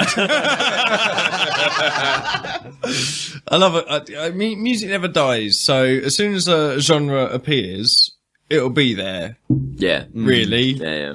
There'll be something that you can attach to it. So I don't know, but like the most newest genre that I'm probably outdated in this because I don't pay attention to shit. But like trap, where did trap come from? Trap came from drum and bass, and dubstep. I'm sorry. Jason needs the Go on, mic. Jason. Go on, Jason needs the mic. DJ Slowback in the house. It came from Atlanta hip hop, but yeah, it's kind of almost people listen to a lot of dubstep that went, oh yeah, Atlanta hip hop's kind of got a similar bass everything. Let's just strip out all of the hip hop elements and just leave the bass, and that's kind of where you get trap from. Hooray! But why is it called trap? Why is it called trap? It's a trap. Oh, it's a trap. Admiral Akbar sort of situation. Okay. Okay, cool. So metal has the best subgenres. Like there's It fucking does have some corkers. crabcore, tech.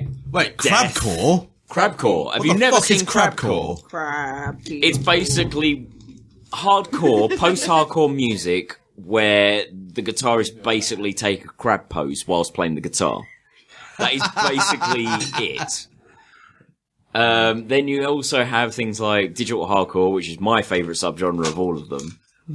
Because it sounds like noise plus guitars plus death metal. Yeah. It's basically just people hitting the cunt button on their oscillators. Let's just hit everything and tweak it and glitch it. Metal has some beautiful ones, though. There's like... What would you describe Destrage as? Oh, probably math is in there somewhere, like math, metal, mathcore, Progressive, like that. polyrhythmic, But poly, metal, psychedelic. no, It is I don't. psychedelic, No, it's not psychedelic. They're far too middle of the road.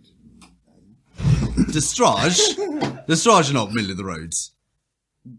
This is kind of getting off topic. Doesn't matter. I get really confused by the genres, let alone the subgenres. Then I get confused by most things. This is what really annoys me.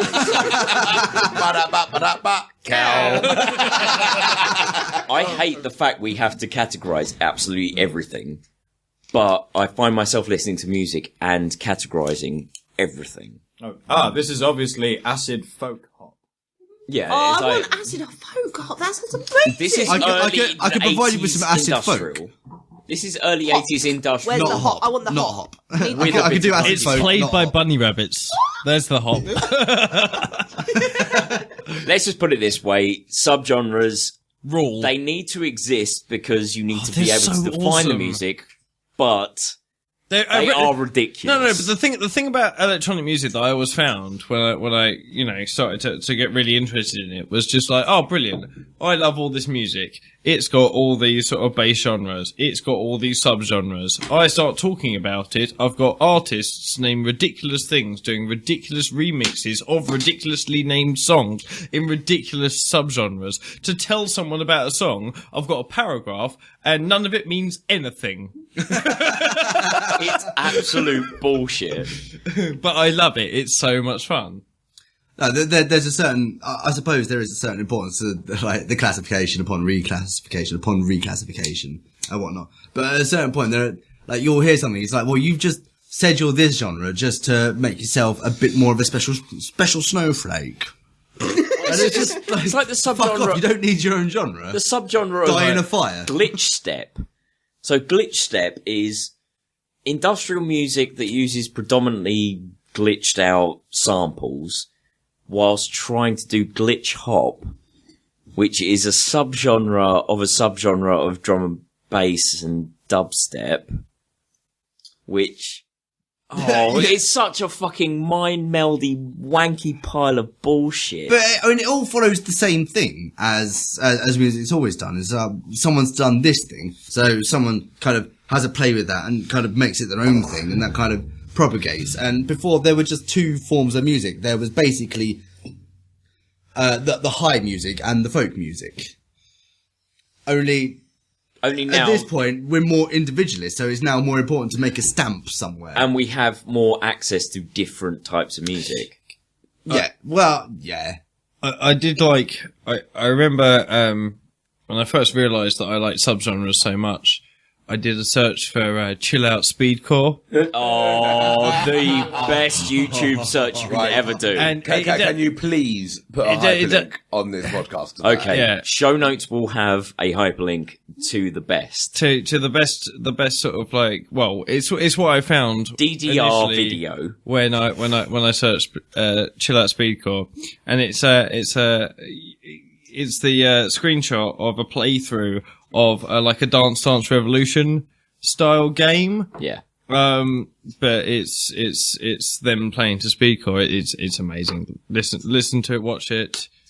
I have had many fun hours playing that video. New topic? Well, cool. Yeah, the first one was awfully quick. The second one wasn't too long. Can we fit another one in, Tom? Go on, one more and we'll wrap it. One more. So that's from the Pol Pot, and it's from Alex, I believe.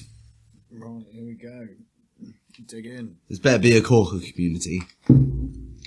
I'm relying on you. I'm massively relying on Yeah, you. don't fucking let us down. It's going to be Darren, isn't it? We love you, Darren. Oh, it's really long. Oh, it's probably Darren. What are people's thoughts on the reinvention of a childhood cartoon? It is Darren. Sorry, whose handwriting is this? Mine. It's You want me to read it? utterly illegible. It's not. It's block capital. It's block cap. It's not illegible. That's not a word. It's not electrical. So it says, what are people's thoughts on the reinvention of childhood cartoon classic? Guys. Start again, Michelle. What are people's thoughts on the reinvention of childhood cartoon classics? Lunatic Unleashed.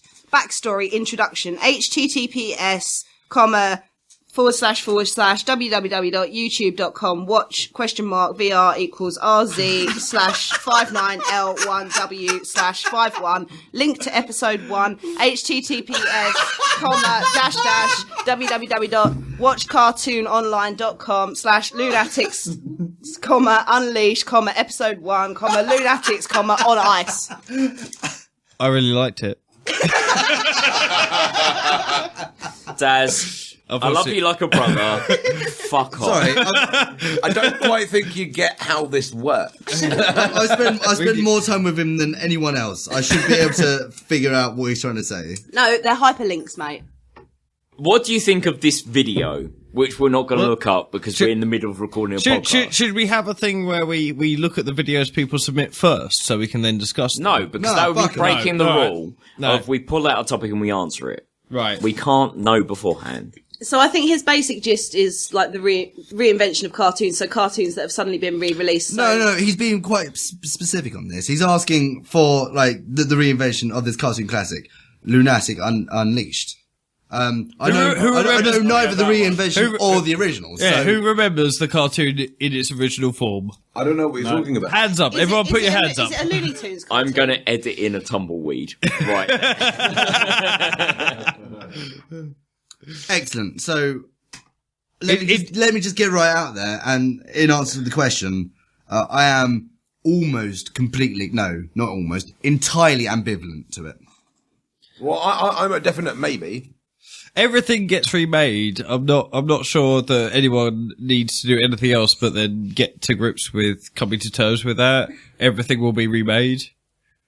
Like, Next topic. nice one. As you say. Fair enough. Daz, thank you very much for your submission, but No. we can't look at videos during the podcast. I'm sorry, we need to keep moving. Maybe one day he'll learn. He means well.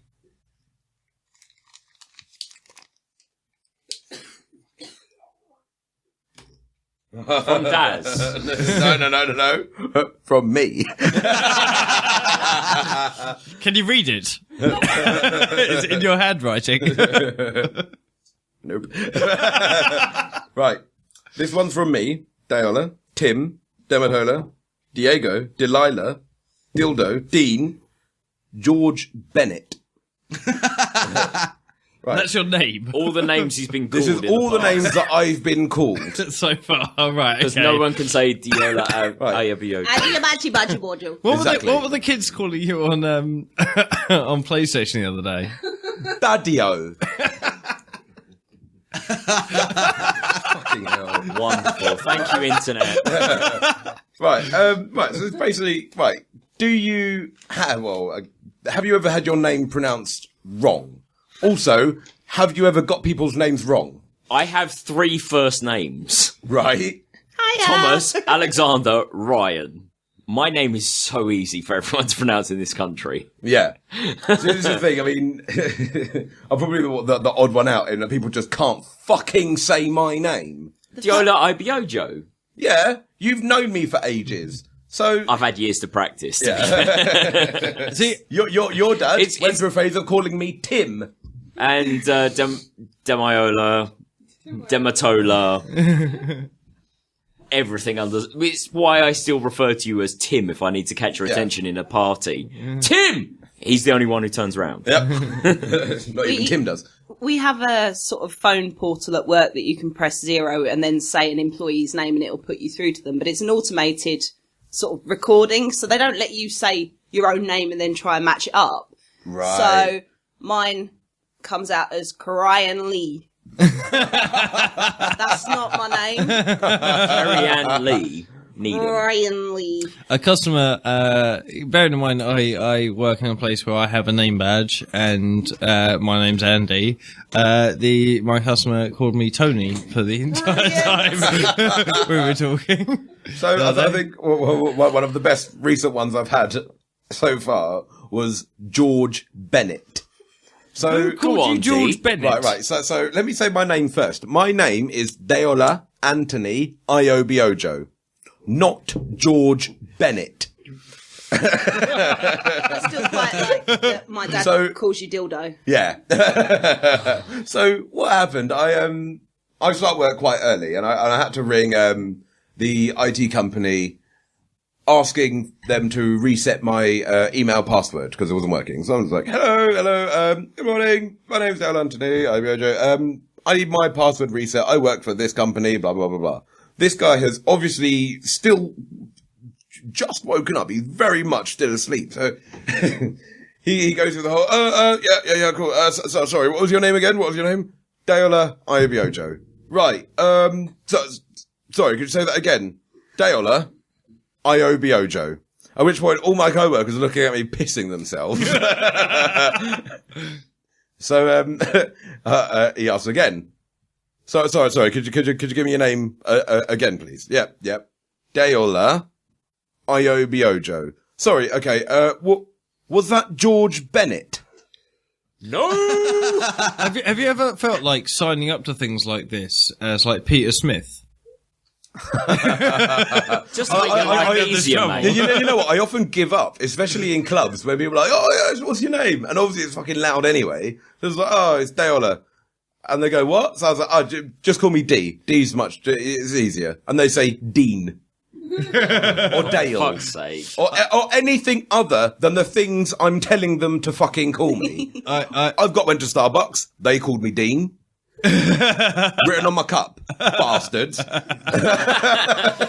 I've got a friend called Craig that I went to university with, and at parties when the music's loud and everyone's a bit drunk, some girl will come over and I don't know, we'd touch head and she'd ask his name and he'd say Craig, but he's from Newcastle, so he's got an accent, and she'd say, oh, is your name Greg? And I'd go, yes. Every time he got called Greg, I confirmed that his name was Greg. Typical Andy, just stirring the pot there. So I grew up in a bubble a little bit. I never realised my name was ever going to be an issue. Taryn. It was always very simple to me because my name was Taryn and I'd been taught how to spell it, and that was just kind of natural. Can you say where it's from? Because so Taryn is it's a distortion of I believe it's Morals. Welsh.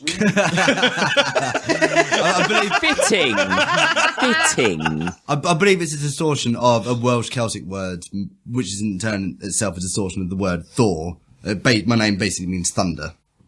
which, Fart. yeah, that's the more fitting way. But I never realised this was going to be a problem, because in primary school, everyone's quite receptive and so, oh, this is Taryn. Oh, hello, Taryn. No problem. There's always introductions.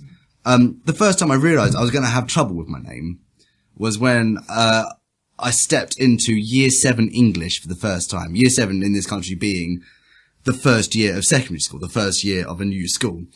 So went into, this English classroom. There's Mr. Jones, absolute fucking legend, absolute amazing teacher.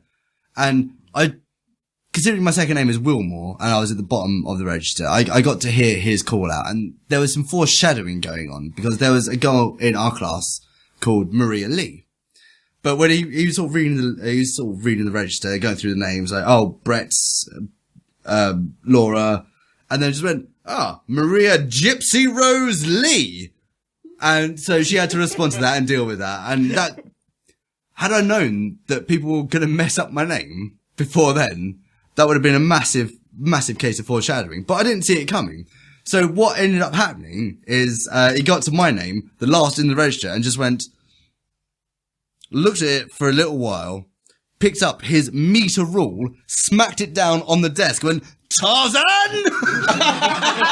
Jesus Christ. Which meant I was lumped with the name Tarzan for the first half of year 7.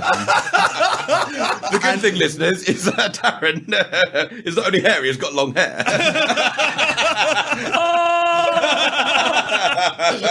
And now we are going to know you as Tarzan for the next half a year. Well, I mean, it stuck around for a while. In fact, it stuck around right to the end of school. Every now and then, there'd be one or two who'd been in that class who just, like, wanted to be dicks. Which is like, oh, how's it going, Tarzan? But this was kind of my first inkling that I have to do something about my name because people were going to mess it up. And it came to a head. I finally took the moniker Taz officially. Like, Taz had always been a nickname I bandied around purely because it used to be Tao. I didn't like Tao. I did like the Tasmanian Devil. You were called Towel. Yeah, You Tao. are now called Towel. No, Towel. Tarzan Towel. Somebody say towel? So it was in the same sort of way as like a guy called Perry you'd call Pell, or a guy called Barry called Bow, that sort of thing. It was a very, very... You call him Baz. No. Yes, you call them Baz. You do when you're older. No, it doesn't matter. Jason's agreeing with you. One of the audience agrees with me, and he's one of the older ones, so I'm going to take that as a win. But so I'd been banding around this idea of calling myself Taz because I liked Taz, the cartoon character. It became official when I got work at a bar, and quite simply, no one could pronounce my name.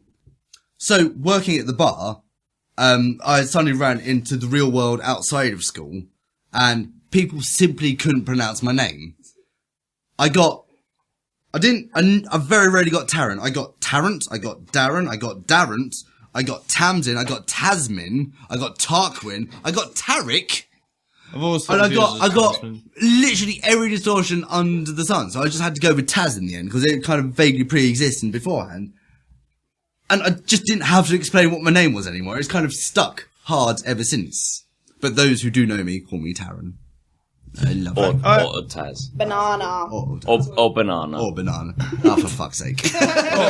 or Super Top Uber Smash. Yeah. I don't know, the people who call me by my real name, I know them because they're the people I've known for the very, very longest. And pretty much, that's like Matt Goss. Matt Goss refers to me as Andrew. Pretty much everyone else refers to me as Andy. Yeah. Because we met a little bit later. But yeah, I don't know. In the idea of See, name distortions, that's as far as I get, really. People call me Smith instead of Smythe. It's not really the same thing, is it? Right. Shall we wrap this shit up? Yeah. My old boss used to call me a blowjob. I'm sorry, is that Or ask Jez? you for. So, Was that our old boss Jez? Or no, but you fucking should have. An old, no, she's not old, that's rude. My old manager, she used to get confused with my name. And every time she'd look at my surname, which is again, Iobiojo, she'd just read it as a blowjob. So when she was handing out payslips, she'd be like Jess, Daniel, David, Michelle, a blowjob. Diola, you've just reminded me of the best misinterpretation of your surname ever. Right. So there was me, Emma James, and you getting very drunk with your mother in a back garden of your mum's house. And at one point we started chanting D-I-O, D-I-O, D-I-O, as in down in one. Diola's mum got very confused at this point because she thought we were trying to pronounce his name. So I thought you were saying D-I-O Biojo. D-I-O Biojo. No, but we're going to from now on. There we go. Every time someone needs to finish a drink. D-I-O Biojo. So if drinking... At which point I reach for Tiki. I was going to say, Never ends. after your mum nicknamed you drinking one down in one. Diojo. It's no wonder we built Tiki. Foreshadowing.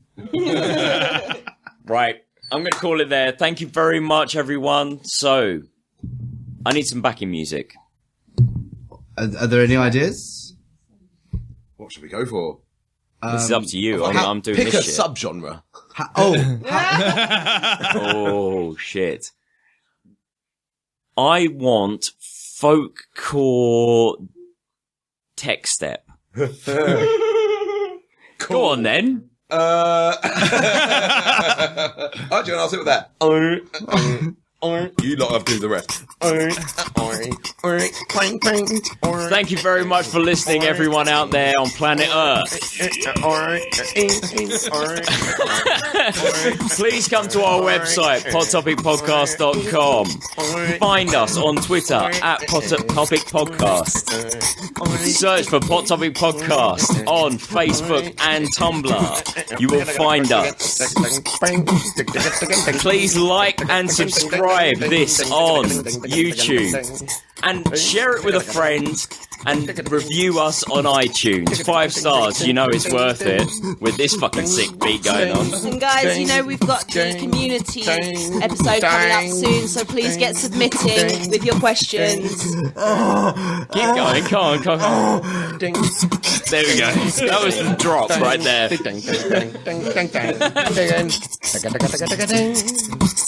Thank you very much for listening, everyone. Also, Scribbler. See you later. Thanks very much, everyone. Love you. Bye-bye. Much love. Bye. Thank you very much. Woo, woo, woo, woo, woo, woo.